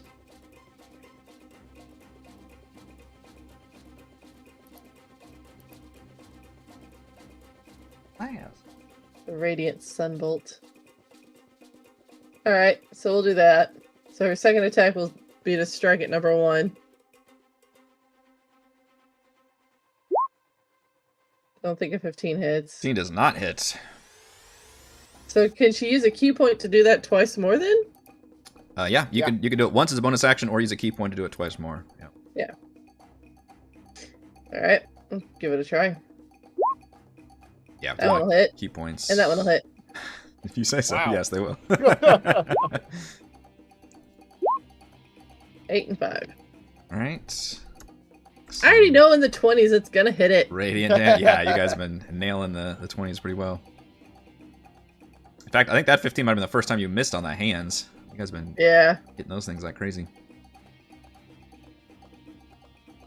Okay, that's it. All right. We've got the one in front of Frey, and it doesn't like that it can't fear you, so it is going to egress, but you can take a attack of opportunity as it attempts to fly away towards more fearful targets. Oh, hell yeah. Let the players get their attacks of opportunity, I say. Oh, our first crit of the session. Yes, that is a 33. That is going to hurt. It yeah, immediately because I have regrets to roll a this lot of decision. extra dice now. Yeah, it's full of regrets. Yeah, it's full of a lot. It's about to be full of a lot of things, namely sharp, pointy things. All right, I need to look up what my new crit stuff is here. I think I rolled 3 extra damage dice now on top of the regular crit stuff. Boy, Yeah, it's real bad. It's real bad. these are barbarian things. Yeah. Let's see here. Alright, yeah, because we're level 13 now. So at 9th level, I can add 1 additional weapon damage die when determining the extra damage for a critical hit, and that increases to 2 additional damage dice at level 13. So we'll hit the button for the damage dice. Alright, so that's 2. I need to roll 2 more d10s. Wow. Yeah. Yeah. 2d10. Oh, that was real bad. That's not the best D10s, but Nope. Is that 17, still a lot of 25, 28? 26, 27, 28. Yeah. 28 damage on a reaction hit is pretty damn good, and that is enough. You see it out of the corner of your eye, turn and slash at it, and it gives off a crooning wail as it dissipates into nothing. You and me, Swordy. Let's go. Yeah. As Lord Marbury, who's also been calmed due to your spell. indeed, he will fly over everyone else and attempt to hoof this hand as he passes by. Huff that hand. Hoof the hand.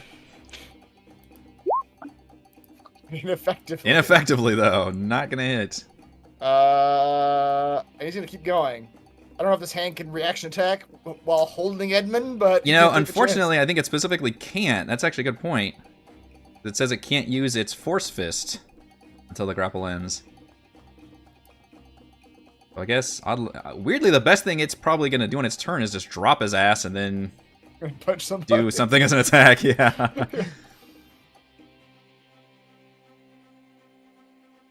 Okay, that's Marbury's turn. Okay.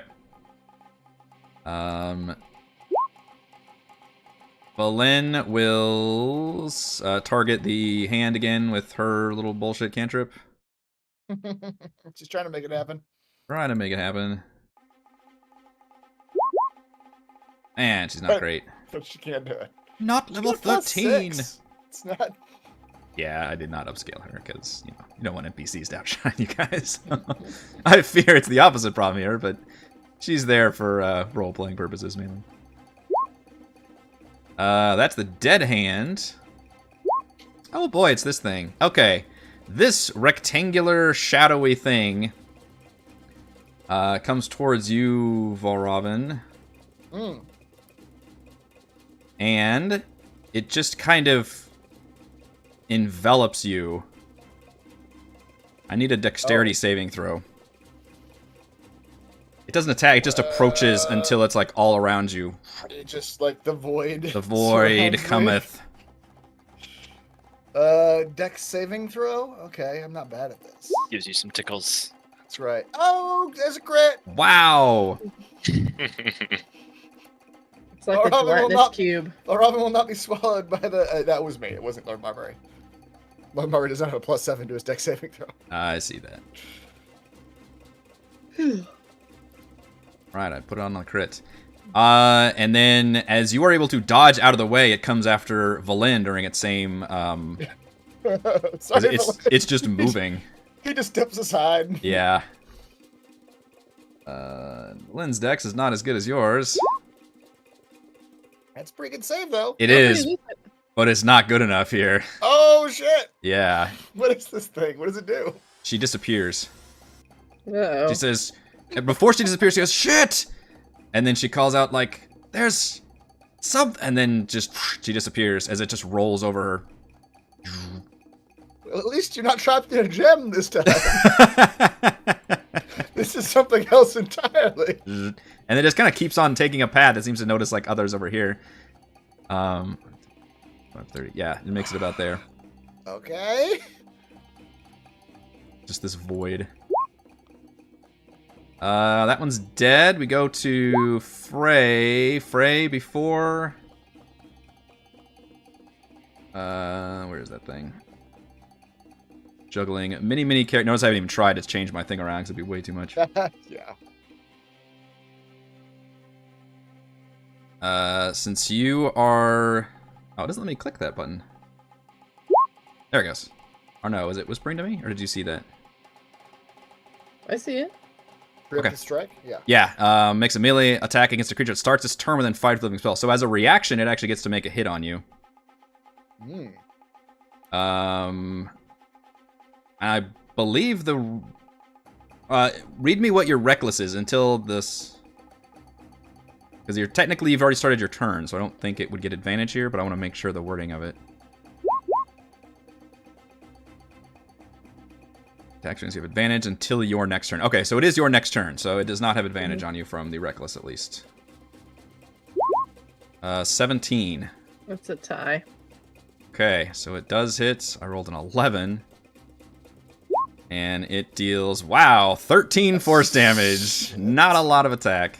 That's crazy. The range on that 40-12. Yeah, 40-12 yeah, that's a big range. You're right. I rolled really bad for damage. But that wasn't even its turn. It's your turn. Yeah. It's My turn. just for starting it, like just jitters for a little bit and just cuts you slightly. Okay. Well, let's see how it likes this. Now I will recklessly attack. All right. Get You my gonna take this thing sneak- on? Full. I am. That's okay. I mean, let's be honest here. She would not turn down this fight because finally it's a fair fight. Yeah, finally something that pierces through all of your barbarian bullshit and just Yeah. and just hurts you. Yeah, that's what speaks to her. Oh, I rolled a 3. 16 does hit though with a 3. Wow. You have a plus 13.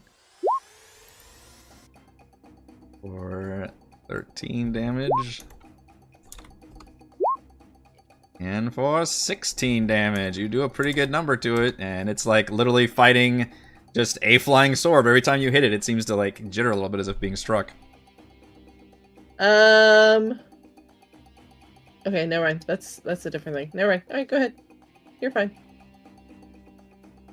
Right. Valravn. Valravn doesn't really know what to do with his turn. Well, yes he does. Okay, yeah. Valravn, seeing Edmund has now been feared by this apparition, right? Yep. Okay. Valravn's gonna use his turn to rewrite the same paragraph again, but this time just include the name Edmund next to. He just literally rewrites the paragraph. Now you're calm. Now you're calm. Now you're calm. Let me actually cast it.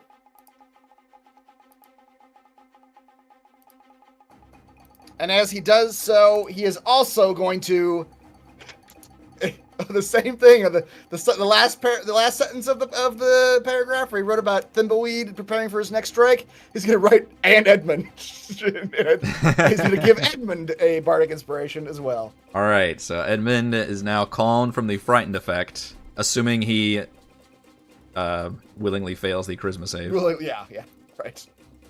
I imagine want to.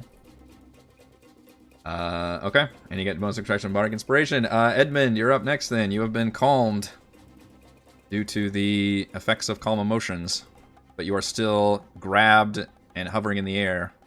Oh, and since it's the start of your turn, correct? You get the squeeze. Are you gonna use the number that was up above, or are you gonna roll it again? I'll go ahead and roll it again because I actually fixed it where it should roll the formula now.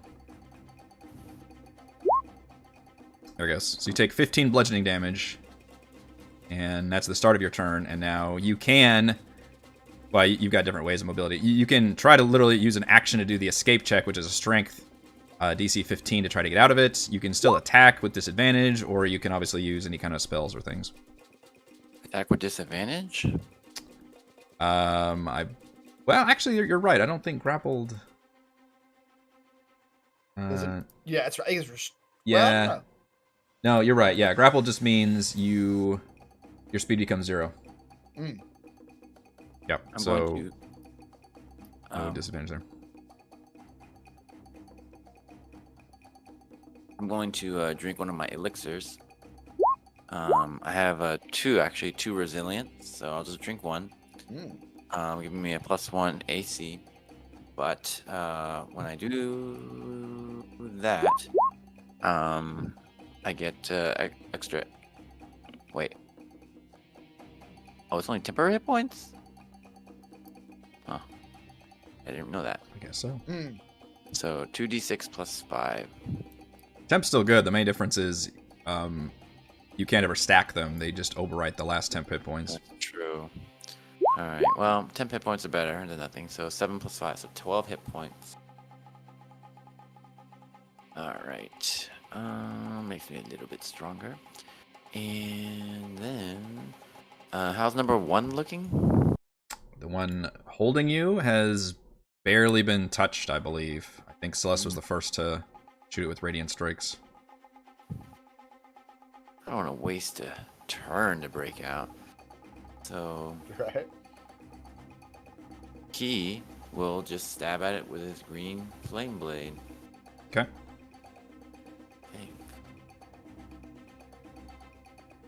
Or should I do something better than that? What size am I? Medium? Yes. Extra medium, one might say.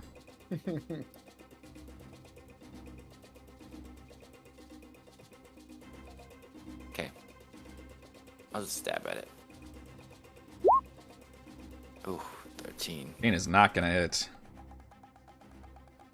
Thing has some natural armor somehow produced by its spell. Can I make my wolf jump onto one of these like tables and then jump onto the hand to bite it? Navigating terrain. Yeah, that would. I like where your head's at. That would give me an athletics check to be able to pull that off. For a wolf? Or a wolf, yes. Alright, Normally what's jumping the on athletics? crumbling bookshelves to fight Strength?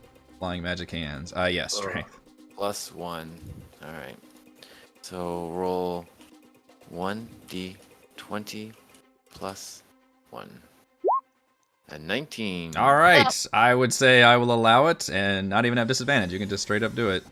So he jumps, and then, I mean, Edmund's within 5 feet. He is within 5 feet. That's 0 true. feet, actually.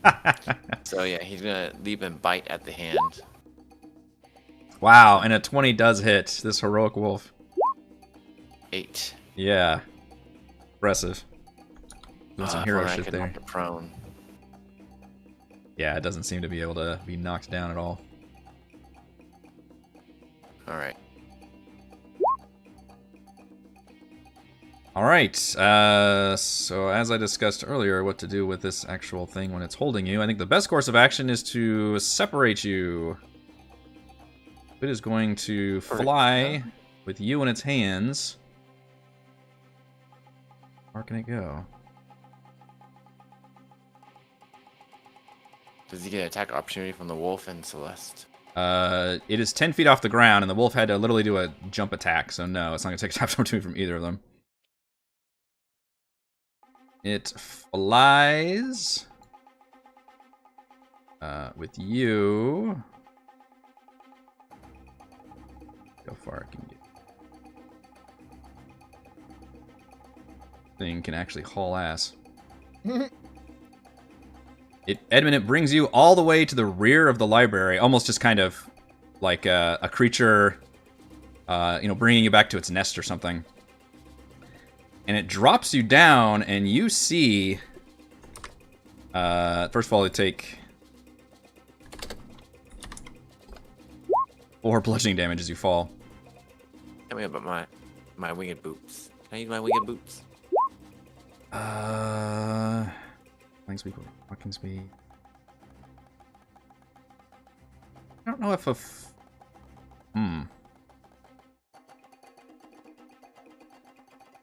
It doesn't say you have to activate them. Doesn't say anything about activating, right? Yeah. Tries to drop me, but I just float down. Alright. I don't know if it counts as short. I'll have to... Yeah, well, we'll figure that out, but I'll allow it for now.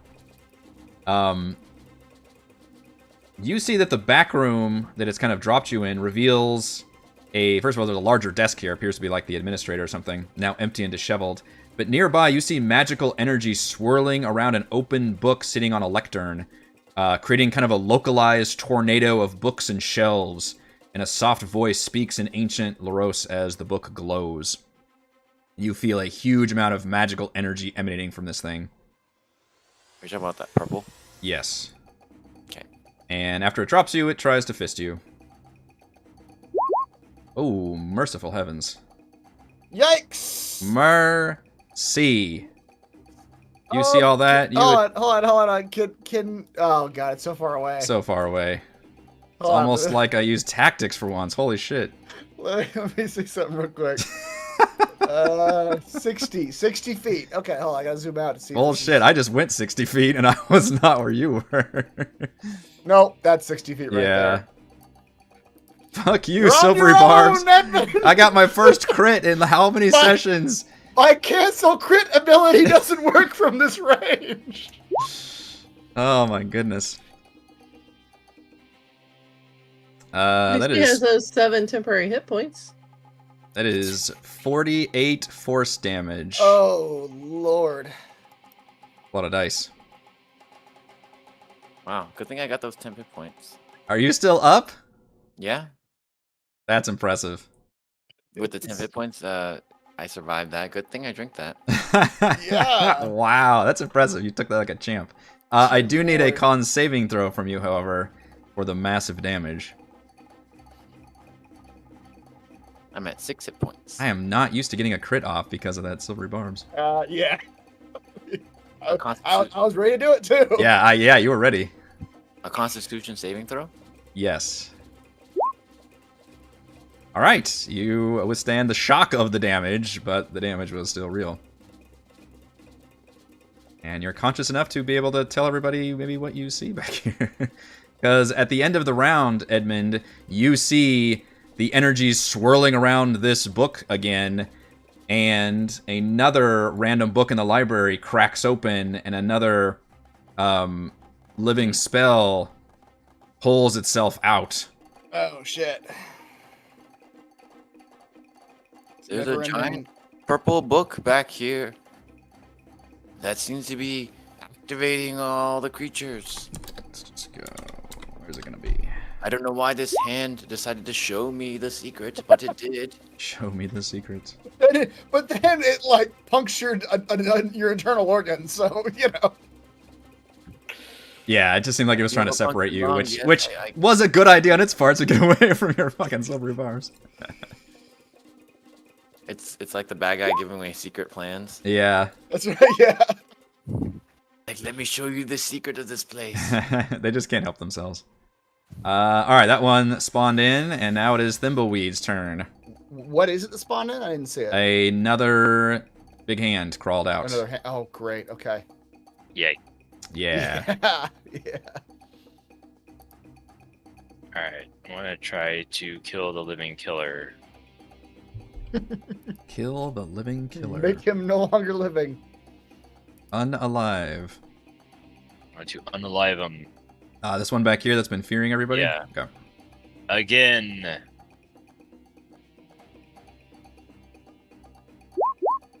Oof. You do have. I don't know how this works with ones, but you do have a bardic inspiration that you could use. I think a 1 on a attack roll Doesn't is matter. always going to be a miss, yeah, no matter the actual number. Okay. Okay, I'll do it again. It's scary, man. They're shifting, and you're like, ah! Man. 15 is close, but that disadvantage is fucking you up something ferocious. Yeah. A Well, now 1 you and then a got- 3 on the Now disadvantage you rolls. could use your bardic inspiration. Oh, that's true. That's true. Okay. It's a D. D10 now, I think. Yeah. Okay. 22 will hit, feeling inspired from Valravn's words. You work through it. Yeah, well. Well, thanks. For 13 damage. Okay. It's alright. Pretty solid hit, I would say. Mm-hmm. The Sword, Frey, is Mhm. locked in battle with you. Whoops. Turn off all my screens. Will attempt to attack you, this time with advantage, because you recklessly attacked it last time, I believe. I did, Oh my and it misses. goodness sakes. This thing is actually not... I've only been barely hitting you. I've been rolling under 10 with this thing, I think, the whole time. Ah, Wow. terrible. Does miss.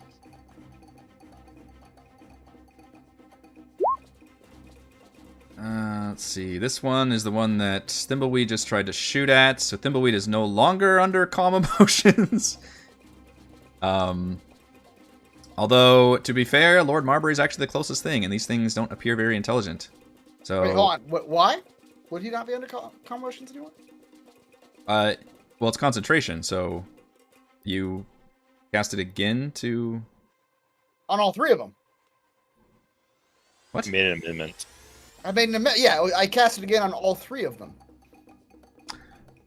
Oh, okay. I just added Edmund because Edmund was in the range now. Oh. So, I mean, technically, if you want to get technical, I cast it on, like, Celeste, too, and the Wolf, because they're all in the 20 On the foot 20 sphere. foot? Okay, gotcha. Yeah. Okay. Is Valravn the recaster? Recast, yeah. Alright, in that case, this thing is going to realize none of you are reacting to its shifting. I'm And just gonna at go that home. point, the only one close by that can possibly be feared... Actually, is nobody, because it doesn't know that you're immune. Is the hand. I think Valravn's immune, right? Won't know till you try. Well, I mean, it tries. Yeah, or, it, okay. it Or does you try. remember. Yeah, Yeah, he did eat the food, yes. Okay. That's why I asked about the food, like, as soon as we came in here. yeah. So it tries to terrorize against you, seeing that the spell affect it. And once again, it can't seem to shift into that proper form.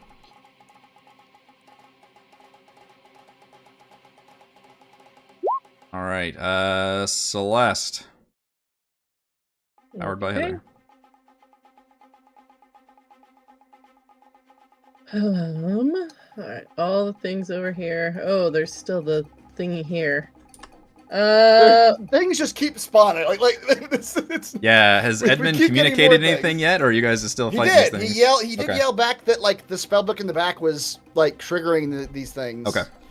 So we do know that, at least.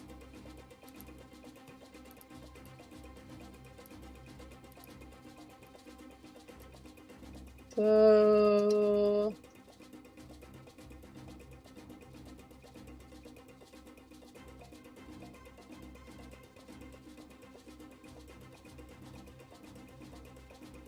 Alright, she's going to...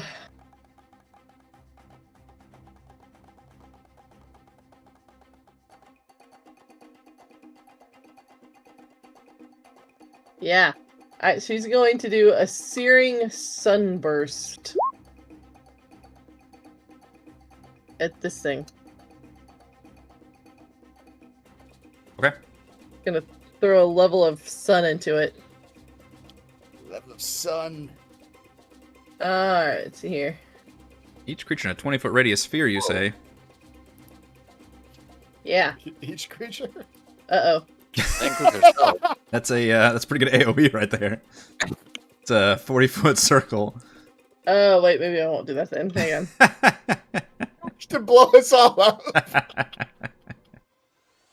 Sorry, Frey fell into that little, I mean, that's an easy one. Yeah. Fire yeah. everything. Trying to find... I thought she had a crazy, like...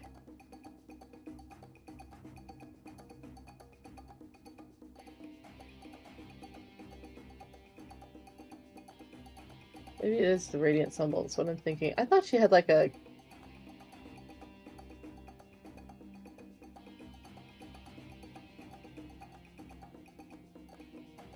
Her big AoE thing is that thing. That was the thing she'd done before. Yeah, I wasn't looking for the AoE, I was looking for something else. There's Radiance, there's... Alright, yeah, we'll just shoot a bunch of Radiant Sunbolts at it. We don't know what it's gonna do. Yep. I just have to hit it once, that's all. But I'm not in... Actually, I don't even have to hit it. I'm just gonna do that because I don't know what else to throw at this thing. We watched it eat Valin, so... That's right. Yeah. Yep. Alright. 19. Celeste fires a radiant beam at this shadowy doorway, and it doesn't react, but you see the beam does not appear on the other side. It's like it just enters this void, and nothing happens, but then you hear an echoing, creepy, like, what's the little girl from Poltergeist, when they have that, like, you can kind of hear somebody, like, echoing around you. You hear Valin say, "Ah!" But it's like that weird, like, echoing, like, "Ah!" Poltergeist. Otherwise, this thing does not react at all. I bet this is like a... Because these are all living spells. I bet this is like some sort of like... what am I thinking of? Like, dimension door? Or like... Or maybe like what do you call it? Like a bag of holding type situation? Mm-hmm. I don't know if there's a spell for that, but like it's just a void. It's just a void that feeds into somewhere else. Lovely. Yeah, she's out of there then. I don't want to go in there either. Apparently you can't come out either. We would have seen Valin come out of there. 15, 20, 25. We'll hit this guy with a mop. Casually. 18? You have disadvantage still against those things. Oh, whoops. 18. 18 does hit. We'll take 11 bludgeoning damage. Okay. And then she'll just run away again. 15, 20, 25, 30, 35, 40. 45, 50. I think she has like a movement of 60, yeah. Yep. Zigzag pattern. They can't target you. Exactly.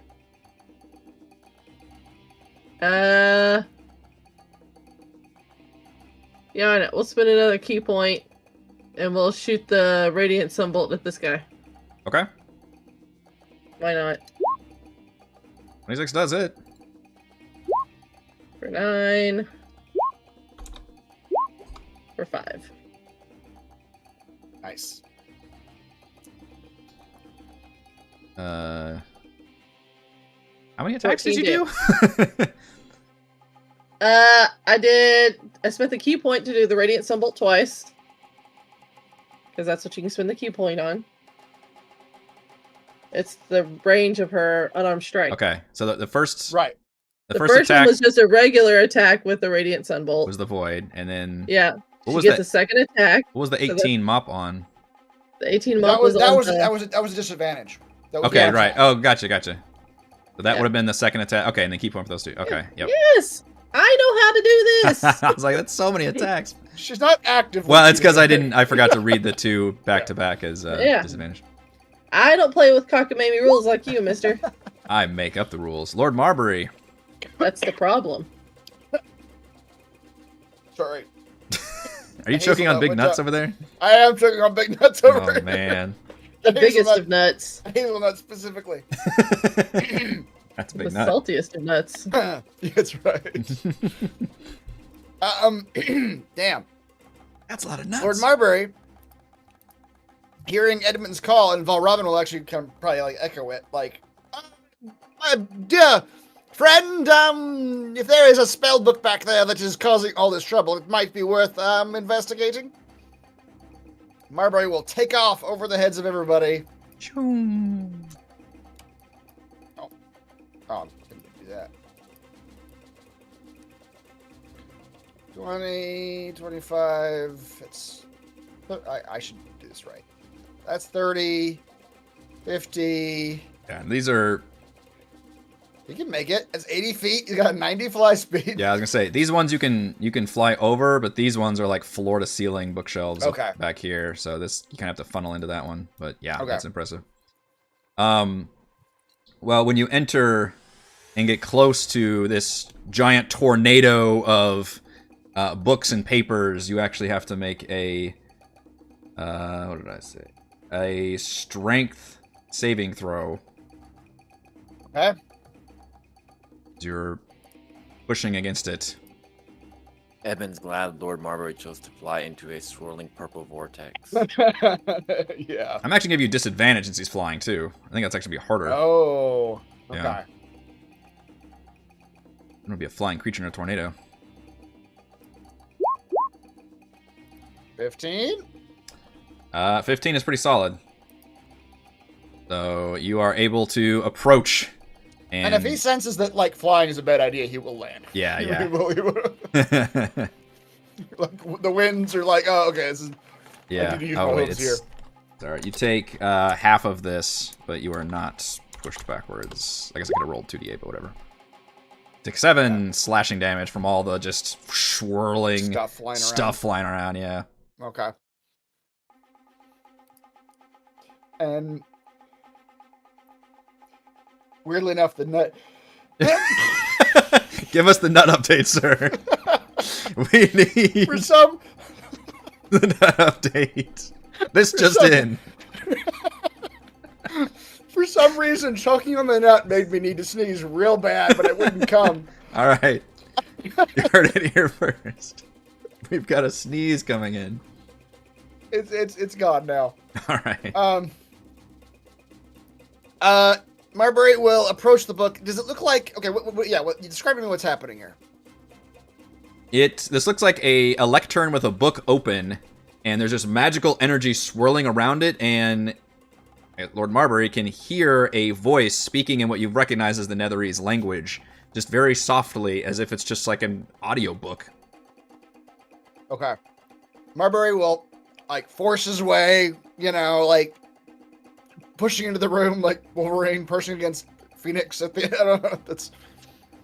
It's an X-Men 3 reference. Great, the worst one. Yeah, the worst one. He will reach down with his mouth and he will, like, bite one end of the book and just try to shut the book. Okay. It does that, and you feel the energies start to dissipate, and the cover of the book, Lord Marbury read. He can read. He can read. All right. You asshole. Well, I need some fucking Pegasus. I don't know. He is smarter than most men. I take it back. He has intelligence of 10. He is as smart as most men. All right. As far as the average person, you know how dumb the average person is, though?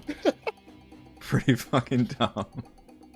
It does says he understands Celestial, Common, Elvish, and Sylvan, but can't speak. All right. He could probably make out that the cover of the book says, Living Spells, a treatise on the ethics of the arcane. Okay. And as he shuts the book down, you feel the magical energies dissipate in the area. The living spells don't seem affected. However, you feel like the chaotic magic that is creating new spells has now ceased. Okay. Seeing that, Lord Marbury will grip the book in his teeth and start leaving the room. He can't go very far because he spent most of his movement coming in here. But he'll carry the book itself out of this room. Okay. Yeah, so now ignore the graphics on this map. This is now not... It's now a normal room. Yeah, it's not his normal room. Nothing's flying around. Yep. Stupid Pegasus through 80 fly speed. All right. You guys don't know what happens to Valen. This demiplane will...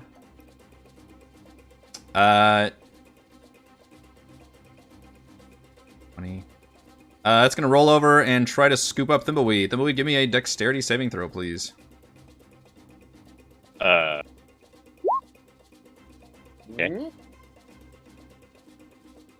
Thimbleweed, it envelops you. Oh no. And you are suddenly deposited into what appears to be an unfurnished stone chamber with just walls on either side. And you see Valen suddenly, like, start, and then she, like, yes, so you fell in here too. You fell into the conjugal trailer with Valen. Let's get on with it then. On the plus side, there are no deadly spells trying to murder us in here. I suppose.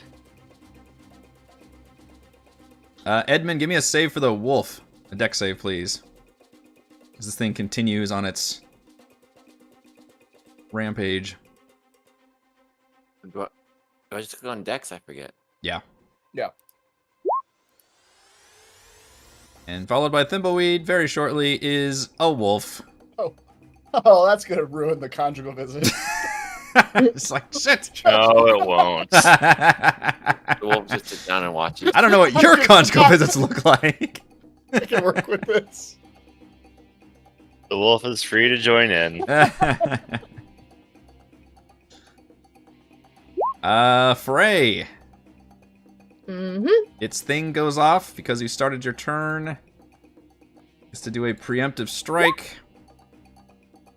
Blade tries not to embarrass itself.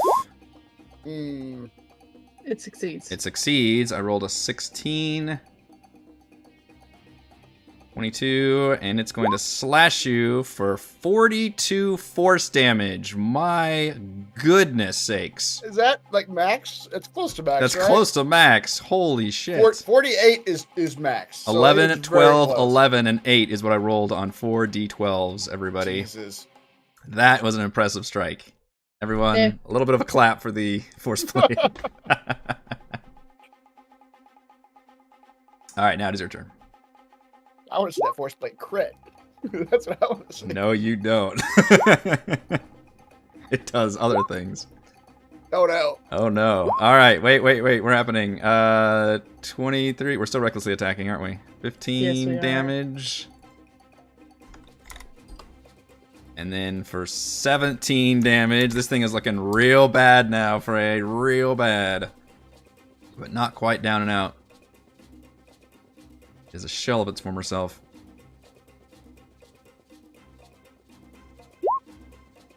Valravn, your party is gradually leaving you.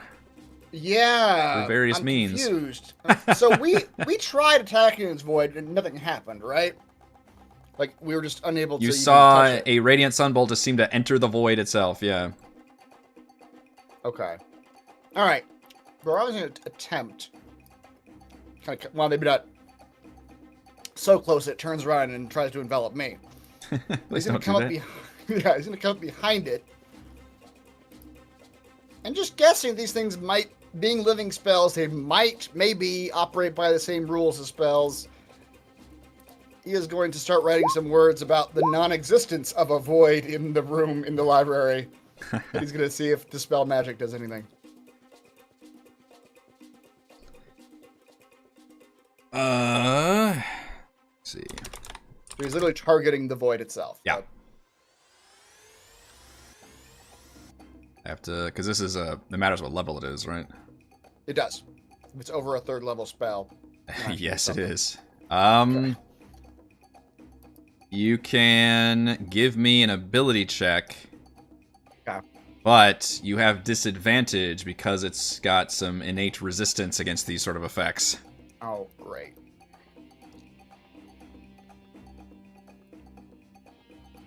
It's 10 plus the spell's level.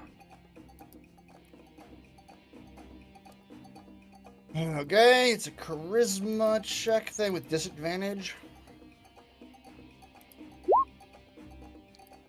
So it's a level 6. I'm okay. Oh no. Oh no! Yeah, it's actually higher than that. That was a good roll, Shit. though. Yeah. Yeah. He yells into the void, "Sorry, everybody! You're on your own!"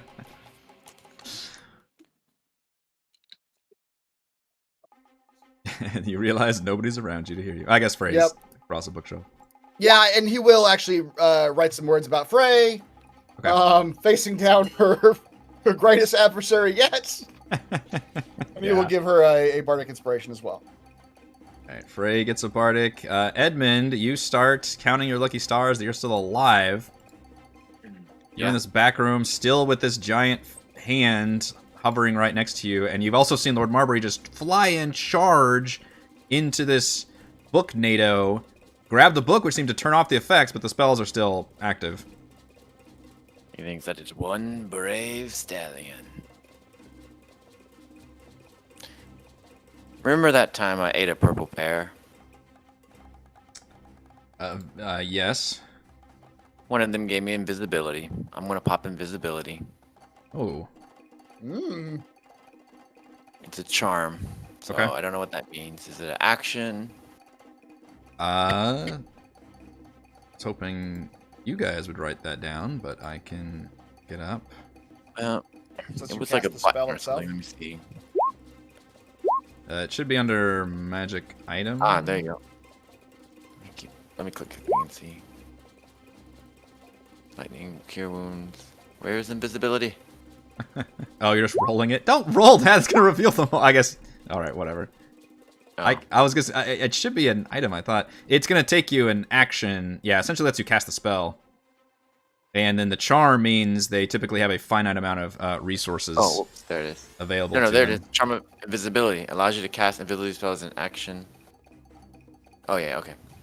Yes, So you have to keep track of how many uses you have of it. I did. I Okay. added a slot for it. And I did start the MVPC poll, folks. Please vote. So Edmund goes invisible. Okay.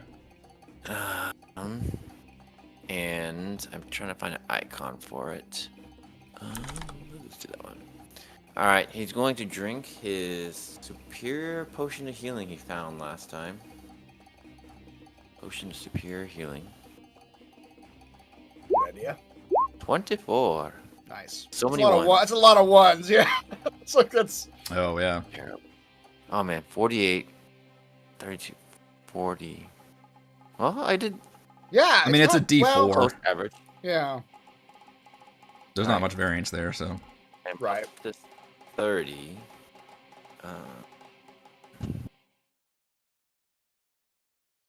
Alright, and that was an action to turn invisible. Mm-hmm.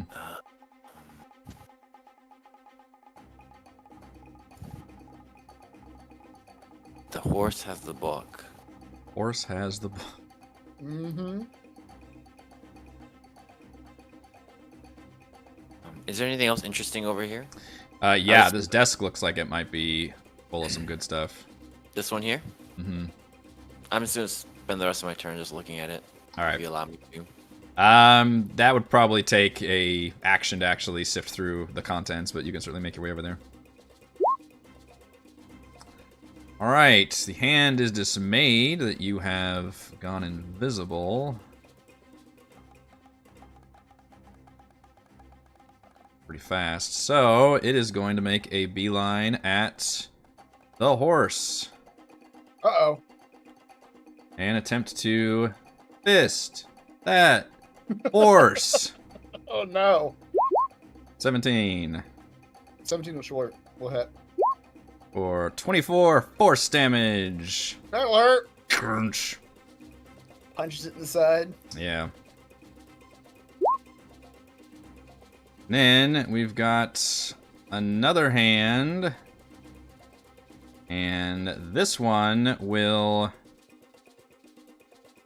You know what? We're going to actually use Token Fate between Celeste and Valravn.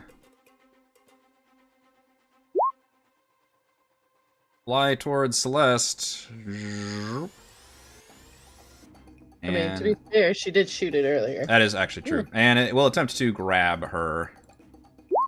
With, it requires a dexterity saving throw.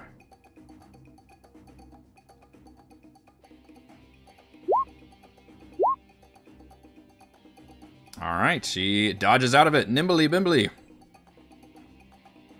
So, thanks to the actions of Lord Marbury, no new spells are spawned.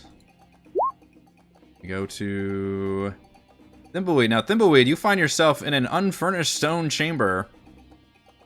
And there's no escape, there's no doors. There's no escape. There's no escape. Just, I'll tell you right now. Yeah. But Valin says, he's like, I did attempt to attack the walls, and it did appear to undulate for a moment, so perhaps we can fight our way out of this thing from the inside. Attack the walls? Yes, dear. Exciting, I know. Alright. Do you think you can hit the broadside of a void wall? I don't know. I've had bad luck recently. Oh, I know all about that, dear. Alright. My rolls have been atrocious.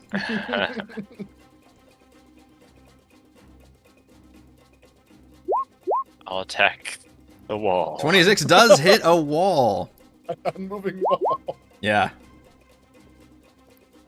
It does. I mean, it's got armor, so but you were able to pierce it, and you think oddly when you pierce it, it does feel more tangible, and you feel the entire world around you like shaking as you do this. Yes, Right, I think that's working. Flood it with insects. The fighting insects swarm over it. I'll be honest, Flynn, you're not gonna like this next part. So anyway, I'm just spraying insects all over this place. Ah, damn it. Oh, another crit! You should show that You wall. showed that wall. You can hit a wall, dear. Excellent work. I rolled a 2, and I think I get an extra something with. I'm probably in here with the most responsible member of the party, so I lucked out there, I suppose. You and the wolf, anyway.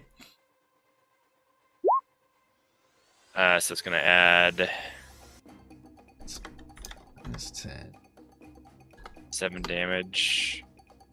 Yes. So 20 damage total. Too late, I'm already doing that. Minus 13. And then minus 9. I had 40 damage total. Did I do that wrong? 10. Oh, you're adding up the earlier attack too? Sorry, for both attacks, 40 damage total. Yeah, 38 damage. Math wrong. Probably. I re-rolled one of the dice Oh, gotcha. for +1. He really does fill that room up with bugs. Yeah, it's full It's bugs. a lot of bugs. All right, you feel like you have done a good number to that wall, and you feel the entire area has weakened. It's not drained yet, but it is weakened substantially. I tell Valin, I can fill the smallest hole with hundreds of bugs. I really don't want to see that, please. I'll be honest. There's a lot of bugs in here. That's just. All you need is to give it a good stretch. That's all. All right, we got Frey's sword battle. Can I do another 40 force damage? We will find out. You were reckless as always, so it's got advantage. Force blade. Oh no! feel like I'm somehow responsible for this. You You are did. responsible for this. Yes. You are I 100% responsible for this. I have to apologize for tempting the fates here. Ah. Now we get to see what Eric was so excited about earlier. This I thing mean, has a fine print if it crits. Of course it does. It doesn't This is do. the cockamamie bullshit rules I tell you all It about all doesn't the do time. the double crit damage. It does triple. It does triple crit damage. Of course it does. So Frey, I would like you to do the honors because I don't actually have a macro for this. Okay. I would like you to roll 12d12 force damage.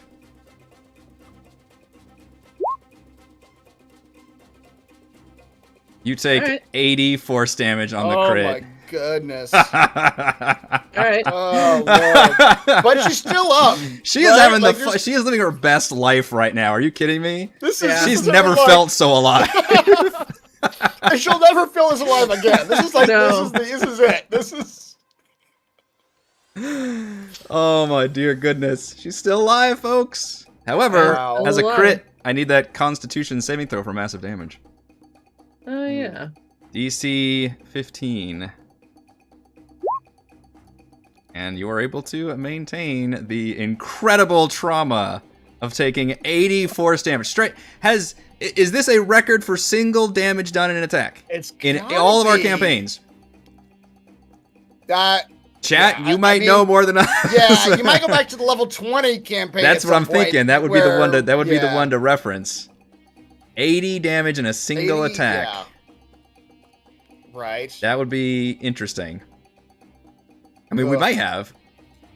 I guess it depends on if you would count like big AoEs that did technically that much damage Oh, between right. everybody. So this might be Like the a biggest single single target hit, attack. Yeah. Yeah. Oof. That was good for me. I'm amazed that she's still standing. She's Like, still that's- standing. She can do this all day. Yeah, she can do this all day. Standing in the battle now. How did I do on damage, by the way? What's the average on that? I don't even know. Or how did Frey do on it? She's the one that rolled. Average is 72. Nice. Okay, it's above A average. little above average. That's why I had you roll. Always roll better than me. Oh, the poor killer has no one to target, right? Like, everybody's immune to fear these days? Yeah. I mean, Frey's immune, Valravn's immune, Celeste has calm emotions on her, and Lord Marbury does. Yep. So this thing just sticks Lynn doesn't, but she's inside the void. Yeah, that's true. She's in the void. It just kind of sticks its thumb up its ass and flees around a corner. It just like shifts forms in rapid Yeah, succession. it and is. doesn't- It's very confused about what it can do. Like curses. On your immunities. All right, Celeste. All right. I guess we'll go to town on the mop. Why not?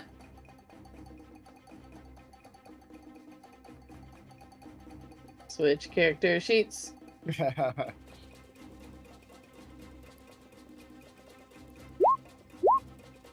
19 hit the hand. No. Really? Shit. He does not hit the hand. Really? Really? I feel like Oh, wow, we oh must have dear. been just rolling really well. You have over here, been. I 'cause haven't. I that's- know. It's either you guys are like, oh, that doesn't hit, or it's like that definitely hits. And I'm thinking like, this is not a for sure thing to hit this thing. Right. 20 That's does 20. hit the hand. You have found its There you AC. go. Congratulations. Okay. Okay. That's a 12. Congratulations. 21 for 7. Okay. And take some meaty blows. Since you are not grabbed by it successfully. And because she hit it, she's going Oh, yeah. to. Look the way you run. There's a void walking around. We can go I for know. 10, 15, 20, There's a void 25, walking around. 30, 35, Avoid the 40, void. 45, That's 60. right. She's going to run It's like behind they Valravn. spot What us was in the old? What was the old class. Domino's character? Annoyed. The no. Annoyed. Avoid the Noid. Jesus Christ. Lord Marbury. Chris is always like, "Oh no, you didn't. I couldn't avoid you this time." It is here. Noid gets really uncomfortable. I guess you caught me. Lord Marbury. He's not sure if this book's important, but it felt important, so he's gonna try to It escape the tasted situation. important. Yeah. It tastes important. He's got his tongue all over that thing right now. It's gonna be covered in Lathering those slobber. pages. Yeah. You can't help but just tongue the whole thing. It's just getting it's an old ancient, but it's gonna get disintegrated. Well, that's an old ancient book. It's been in a horse's mouth. So, Its only weakness was horse saliva. Lord Marbury is going to use his action to disengage. And he is going to fly over the head of his hand. The fist just shakes at all these things avoiding it. Big hot, boy. If Marbury could say good luck Edmund, he would, as he flies out of the room. Go like here. He's still in the air. Yep. No, it's his turn. Yeah. Remember his horse instincts kick in. He starts eating the book. Bolin, however, cannot hit a wall. Oh, God. Look, there's bugs everywhere. I just can't. I can't with this. Yeah, that's her excuse now. Yeah, exactly. There's always bugs everywhere, Bolin. Oh, where the hell did Celeste even go? It's behind Valravn now. If you don't know, the Void sure doesn't. The void Yeah. doesn't. Wait, are you guys taking up the same spot? Yeah, you are. That was No. weird. She's literally hiding behind. Yeah, you can see it just kind of turning slowly to try to find anything it can suck into its void, and it turns around and tries to scoop over Valravn and Celeste. Thanks, Celeste. Dex saves from both of you, please.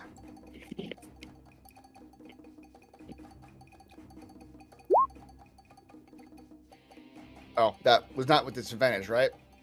It was not, and you actually stay up. Okay, that's what we need, I guess. Celeste, however, falls inside. Oh God, well, She's Robin's starting to feel left surrounded by out. bugs. I know, This is Celeste's worst nightmare. Just a stone room with bugs. ironically, in a different fight, you almost want to get sucked into it because like you don't want to be the one out here with all the creatures, but you guys have done a good job of clearing them around you. So That's what I'm thinking now. Is that Robin just want to be out here with giant hands pounding? you're like the only one left. Yeah, the hands. All right, Frey, you know what its reaction is. Mm-hmm. It's gonna try to do it. Where I don't even see Frey. I haven't seen Frey on this map in the entire Yeah, time. and it's Frostmaiden. Oh, I don't think 15's in it though. Oh, Nope. All right, it is your turn. 29 will certainly hit for 12 12. This thing's looking real fucking bad.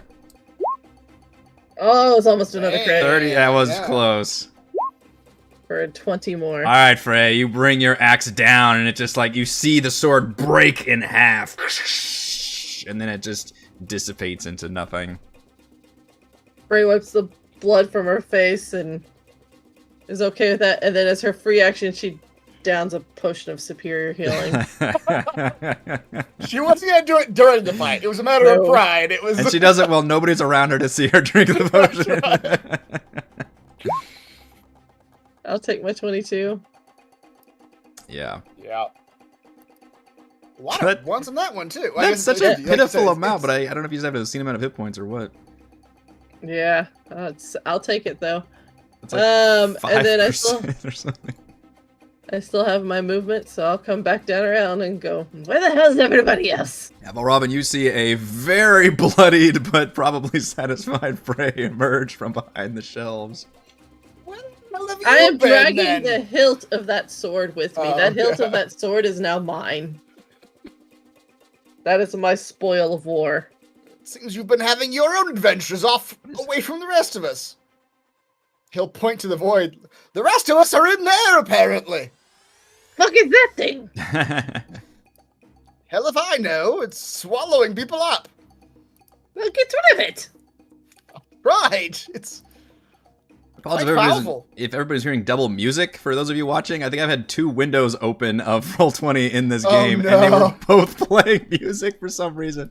And I just now realized it after we've been playing for this long. It's just double syncopation. I It's think you were, just- yeah, for some reason when I started it like started on both. I don't know why I had 2 full tabs of this game going. It can't be good for your processing. No, yeah, things were running okay, but I think the music was messed up for some reason. Anyway, apologies about that.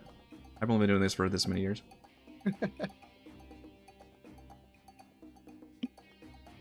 All right, Valravn. Valravn doesn't know what to do now. Actually, You see Edmund just get carried off, and fuck knows what happened to him, and then Bolin and Thimbleweed fell into this thing, and got... so are all the fear creating things dead? You remember there was one alive that was just kind of slinking away because it didn't seem to be able to fear anybody. Okay, but that's not the same one that feared the folks that I was saving initially. I believe that's true. I think those 2 have both died. Okay, I think this one was never able to get off its thing successfully. all right. So if I cast another spell and drop the calm emotions, Right. Yeah. Okay. Well, the problem is I assume that none of these animated spells are gonna be receptive to psychic damage. So that's a bummer. Yeah, they don't They don't appear look to to have- exhibit much intelligence other than like Yeah. simple like predator-prey stuff. All right. Well, then Valravn's gonna. This is almost more for the written page than it is for effective combat. But he thinks it would be fun to have, since these hands have been given such a hard time, to have a hand-on-hand fight. We need to give these hands some kind of job. Is that what you're saying? Well, that'd be good too. But no, he's gonna summon his own hand. Oh, Lord. The hand of the author is gonna Hand come off. into play. It's a handoff. He's gonna summon it giving- up here. You're giving that hand a job. I'm giving that hand. I'm giving that hand. Thank you. Thank you. Up here next to number 3, he's going to summon his own giant living hand. Or I guess this one's not living. It's Or is it? or is it? Would it be considered living? Man, that'd be a great twist. Just summon another living My being. hand is living too. I've produced a token for you, I suppose. All right. I don't control it, but just put it up next to number 3. I can give you control. Oh, okay. I haven't seen that token before, actually. Is that new? It's from the Expanded Towers of Magic, when we had to make nice. non-official token art for all the thingies, and that was the Living Bigby's hand. Okay. Well, that hand is going to attempt to punch the other hand right It's in the hand. hand-on-hand violence.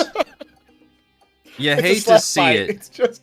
It's just- you think it's all cool when it starts coming up, they both and then they just start slapping each other. That's right. It's the most uncool fight. All right, so a melee spell attack using my game statistics. Your game statistics. It's a D10. So I'm gonna roll a 1d20 plus 10.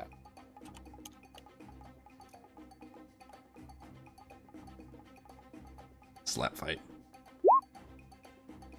19. Will a 19 hit a hand?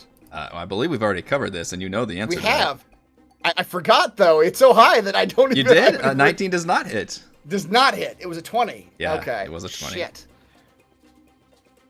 All right. Well, It was that's a- all the hand can do. It was close. I mean, it was a decent job by the hand, That's right. The hand did his job as well as he could. and yet the slapping continues. All right. Well, then, as his bonus action, he will also. Oh God, who can? He won't, because there's nobody else left to inspire. They're all in the void. They're all in the void.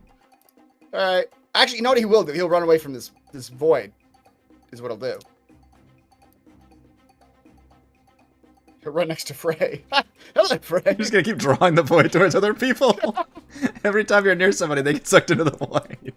Why don't you take instead of me? Yep. You look like you'd like a void. Invisible Edmund by the desk. Edmund will drink a potion of greater healing. Advantage of his 19. Visible. Oh, that's much That better. was almost as good as all the superior potions we've seen. Yeah. That's crazy. So let me subtract 1 potion. All right, and then he's going to do some drugs. So I lose invisibility, but I become hasted. That was a good use of invisibility, though. You like retreated, drank some Wow. potions, buffed yourself, and now come back into Yeah. things. Now Edmund's in a drugs craze. He's like, ah, as he leaps over this desk here. I don't even care to look at it anymore. And I'm trying to look for a hasted icon. I can't remember which one we used. Yeah, like a Clock. I Yeah, a guess. little stopwatch thing. He's gonna leap over the desk and stab number 1 All right. with a green flame blade. Perfect, a 20 does hit, as we have Wow. painstakingly determined. Yep. 16. Yeah. And that's my 2 actions for now. Casting the spell. That's true. And Yep. All right, this hand is pleased to have met you again, and it will turn around and try to fist you, although you do have +2 to your AC. I do. I'm at a 21 right now. All right, let's see how it Wow. can do with its fisties. Hold on. Well, what did he roll? He rolled. That feels right. He rolled a 12. That's not even. No, he's too far away anyway. Too far away. I like this whole separating the players thing. That's exciting. For 23 force damage. Slap that potion out of you. Could just, yeah, you did. Using those Ruin heals. my haste here. Yeah, So good. Yeah. Oh yeah, you gotta roll for the haste concentration. What is it? Con saving throw or? Yeah, 10 or half the damage, which the damage was more than 20, so it'd be 11. 11, yeah. 11. It's a con saving throw. Yeah. That'll do it. Yeah, I don't think you've ever lost con. Your con I is freaking phenomenal. I always forget how buff Yeah. Edmund is. Yeah, It's yeah, always right? a surprise. Also taking a lot of hits back there, by the way. Mm-hmm. So does Really? can your hand take yeah. All y'all have been taking some hits except for Valravn. Can your hand take damage? This can really be a hand-on-hand battle? It could, yeah. He's got an AC. Let's see, AC of 20 and hit points equal to your hit point maximum. Jesus. Also, I can't see. My hand doesn't have sight right Okay. now. But Well, it misses. It does not have okay. it's a not hand-on-hand slap fight. And neither one can hit. And so neither it one really can hit. is them just going They're just slapping like each other, this. yeah. Thimbleweed! You got a wall in front of you. All right. Appears to be heavily damaged. Here's that way. 19 will hit a wall. 9, you feel everything shuddering. And the bugs come in and chew holes into the wall that leaks out like void energy. And while Robin and Frey, you see this void door as it turns to go towards you all. It suddenly just stops and just jitters for a moment, and then it explodes with everybody just pouring out of it. And Lots of it bugs. Lots of bugs is, come pouring and the out. bugs, yeah, the bugs come exploring. It's like just vomits bugs. And it is no more. It just dissipates. Goody. Welcome back, everyone.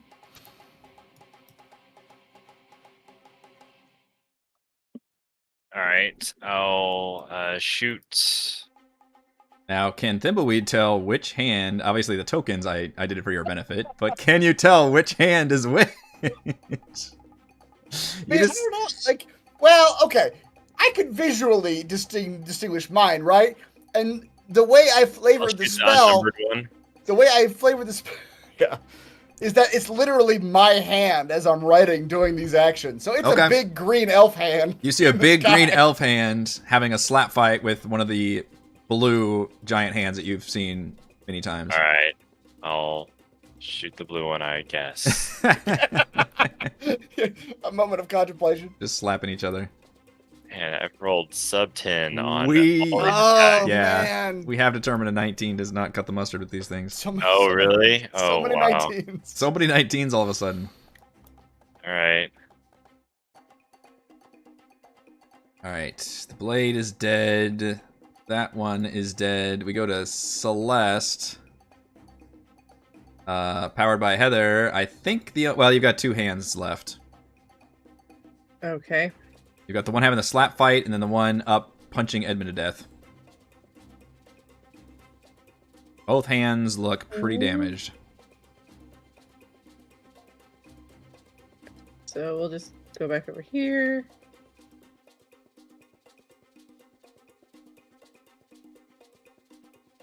Give me some more 19s. Or a 15. Look at Oh this! no! You guys are just... You got to the... You can see the finish line, and everybody's Yeah. just stumbling and falling over. There we go. There's a hit. Hey, yeah. Gotta seal the deal. That one is looking real bad now. Yeah. No, I'm good. All right, Lord Marbury. Marbury's hurt. He got punched by a hand in the side. Yeah. And he doesn't want to get back into this fight. So he's going to spend his entire turn just basically delivering the book to Valravn. Okay. Certainly do that. Valin will say, all right, I can do this. And she casts Chill Touch on... This is just beyond sad now. Will Valin You know ever what? do any I'm damage? getting all my It's- bad rolls with Valin tonight. Not even close to a 20. All right, Frey. That's me. I'm bleeding Yeah, a lot. Frey just Um, sits down. I mean, I can't even get anywhere to help anybody. Yeah, there's one way the hell up to the north. There's one way the hell over to the east. Yeah, this is a giant map. 10, 15, 20, 25, 30, 35, 40. That's as far as I can get there. And you know what? Is a laser pistol a magic weapon? I had to do magical things to get it. We determined it wasn't because we could use the pistol in the anti-magic field, Oh, that's right. to be fair. Okay. So instead, I'll use something that I haven't used yet. I'm gonna conjure snowballs and throw snowballs at it. Huh. I have a charm of snowballs. Where'd you get that? I don't remember that. I've had that for a while. Wow. I think I got it from I want to say it was back when my axe got like the second update. Those little imp things were playing with the us. little. Yeah, Wow. that's how long A I've had it deep that I've never cut. used it. Yeah, a Yeah. deep cut. So I'm gonna use my charm of snowballs. Snowballs just magically appear. So I will push the button. Yeah, does that have At least I think I can use attack roll? I don't remember. It's been forever. it. 15, 20, 30, 35. Okay. It does. It does. I can't hit anything. Well, yeah, that's not gonna hit. No. Snowballs go wide. Fun. hmm All right, you did try to attack though, so you still have rage, I guess. Yep. All right, that was the key. Valravn. Oh, Valravn will. Where's actually the range of the spell? 120 feet. Okay. Valravn forgot that he got a new spell that does not rely on psychic damage recently. It's like the only spell. So he will try to utilize his newfound necromantic. The same thing that Valin's been using this whole time. That or trying Valen's to been use. using. Show Yeah, her we'll up, see show her up. I mean, it's like you said, it's intelligence based. It's not his normal forte, but he will Here try. comes the crit. Oh God! He already rolled a 2. She looks at you and yells, I think it's this bullshit spell. Something's wrong with it. I think there's something wrong with the spell. Right? Yes. Like, I just don't understand I've been trying to make it work for a long time, and it's just not working. It's not You're happening. doing an ice spell in an icy environment. Maybe. It's not. Yeah, it's just dumbly worded. Yeah, it's actually just. The chill touches and like, oh, not like a, oh, that's cold. Yeah, all right, that's it. Hasted Edmund in front of a big fist. I'm going to bonus action command Oh, my oh. wolf. What? Sorry, it's on my turn. My fist also gets to attack. Oh yeah, fists, sure. Slappity slaps. Is that a bonus That's action? or- That's my bonus action. Yeah, Okay. yeah, it is. Sorry, Raymond. Forgot Use half my that turn. fist. Yeah.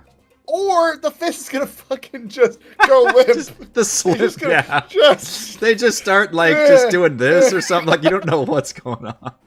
The other Bigby's hand is trying to explain how good it is to be free, and like, don't you want to like cast off the yoke of your oppressors? And the other like, fist is sitting there like listening and taking the it all fists are in. getting like intimate. The fists are like, oh. Starting to discover, boy. yeah, that's all happening. It is all happening. Edmund. All right.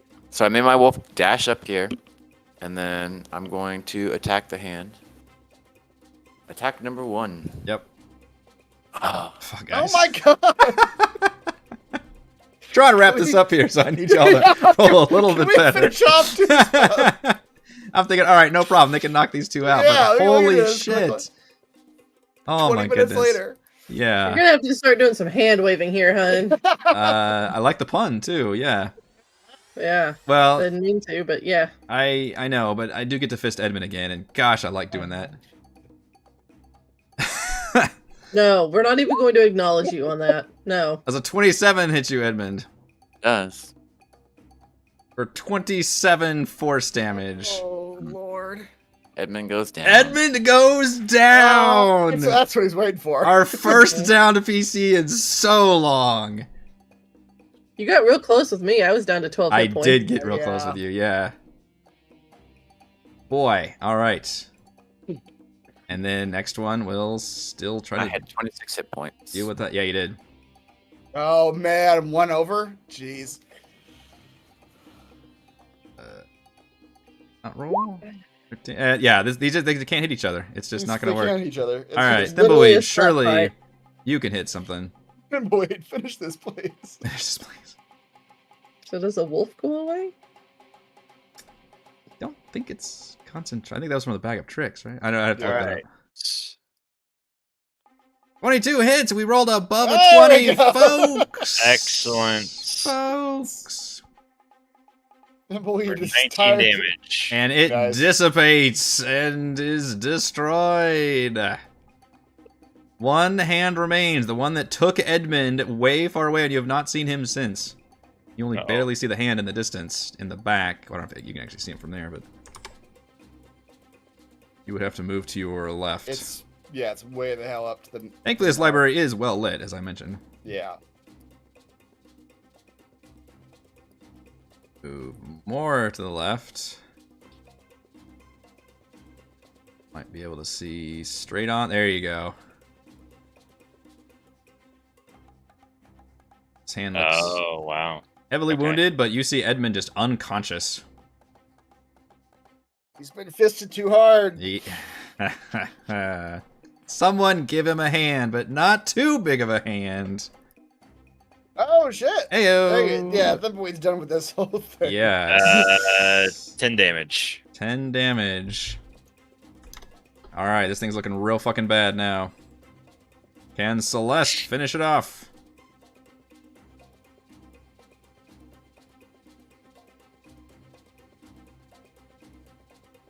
And some of you took so much damage. Celeste and Valravn have not even been hit. Not been touched. Yeah.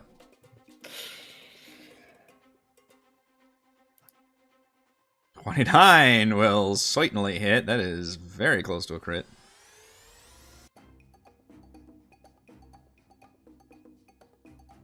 For 11, 14 doesn't hit. This thing looks so almost dead. Surely we're going to spend some... I'll spin the key point. I'll do another one. Surely we can... There we go. 21 does it, and that destroys this hand. And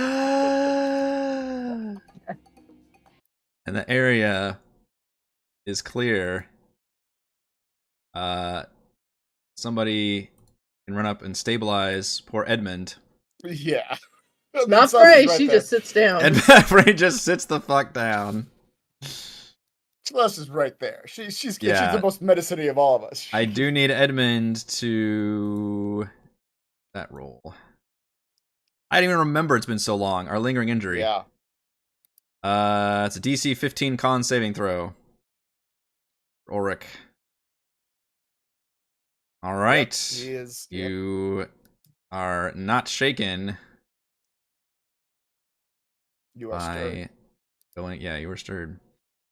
All right. Thank you all for going very, very late. I will divvy out some treasures for you. The desk right behind Edmund is full of loot. The book, by the way, that Lord Marbury carried you so diligently, does not appear to be magical at all. When you go back to the desk and check it out, it appears that Lectern was actually magical. Oh, okay. So it's just a book about living spells, Yeah. and the lecturer was doing something to it? Yeah, and you imagine something got corrupted here where it just started making living spells everywhere. However, destroying it stopped them from spawning, but it clearly didn't stop the ones that already existed, so you're not sure if there are more throughout the city. Right. The admin desk contains 5 amethyst gems worth 100 gold each. A chime of opening, which I need somebody to roll 2d4 plus 2 for how many uses it has remaining. I'll roll it. Okay. Don't know what it does. Oh but yeah, I'll do it. I will share that for you. 7. Right. Chime of opening does not require attunement. Trying to scroll down. There we go. You can strike it as an action, pointing at an object within 120 feet of you that can be opened, such as a door, lid, or lock. The chime issues a clear tone, and one lock or latch on the object opens, unless the sound can't reach the object. If no locks or latches remain, the object itself opens. Chime can be used 7 times, is what it's got left. Open things from 120 feet away. Nice. You also find 1 potion of superior healing, 1 potion of invulnerability, and a Netheril primer, which is a book. I mean, Frey will probably just go ahead and down that potion. That's fair. Well, we might rest right now, so maybe hang on to the potion. I This feel like area you does should appear take to be it. cleared at the moment, yeah. You should certainly take Okay. it, but maybe wait to drink it. Yeah, All and the book would require a short rest to be able to get the full contents of.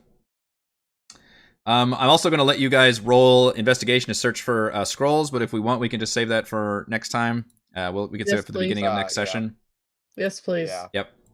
The winner of the Place. MVPC poll was Valravn. All right. Please roll it to see what you calm in grab those from there. emotions. Yeah, and I appreciate you guys staying up super late. There you go. Push some Spirit Healing you found. That's always good. I literally thought you'd be able to clean it up a lot faster than that, so it just took us a couple more rounds in the end to clear up those beasts. But I'm glad we got through this area, and I can't wait to talk about it in Frostside chat, because this was all fucking me. That is nice. all the time we have for this week's session of Rime of the Frostmaiden. Thank you to Chris, Heather, Raymond, and Reese for playing, and thank you to our wonderful fans for watching, and the patrons. Shout out to Platinum patrons Joe, Will, Thomas, Stan, Brandon, Genocider, David, Eclectic Roleplay Roll, Christopher Bryan, David, Corey, Koa1337, Matthew, Bignut, John, Chris, Scott, Gene, and Eric, and gold patrons RPG, Papercrafts, Pretty Boy, and Yuma, Marcus, Dead Lizard Lounge, Sam, Lumpy Spuds, Jerome, Nathan, Fast Like a Tortoise, Scott, Refus, Carolyn, and William. Thank you all very much for your support. We are live streaming our D&D adventures every week, and we will see you next time. Kind of presuming you guys are going to short rest here next time, but we can talk about that. I sure hope so. Well, I don't Be get down any for a damage, long rest, but you know. Yeah, some of your party members badly need a long rest. We should talk about this in the chat, but at one point I considered, like, what if we all just jumped into that void and just, like, long rested there? just hung out there for 8 hours? I probably would have had bad things start happening to you, but yeah. Yeah. Just pop a Big B's tent inside the void and That's right.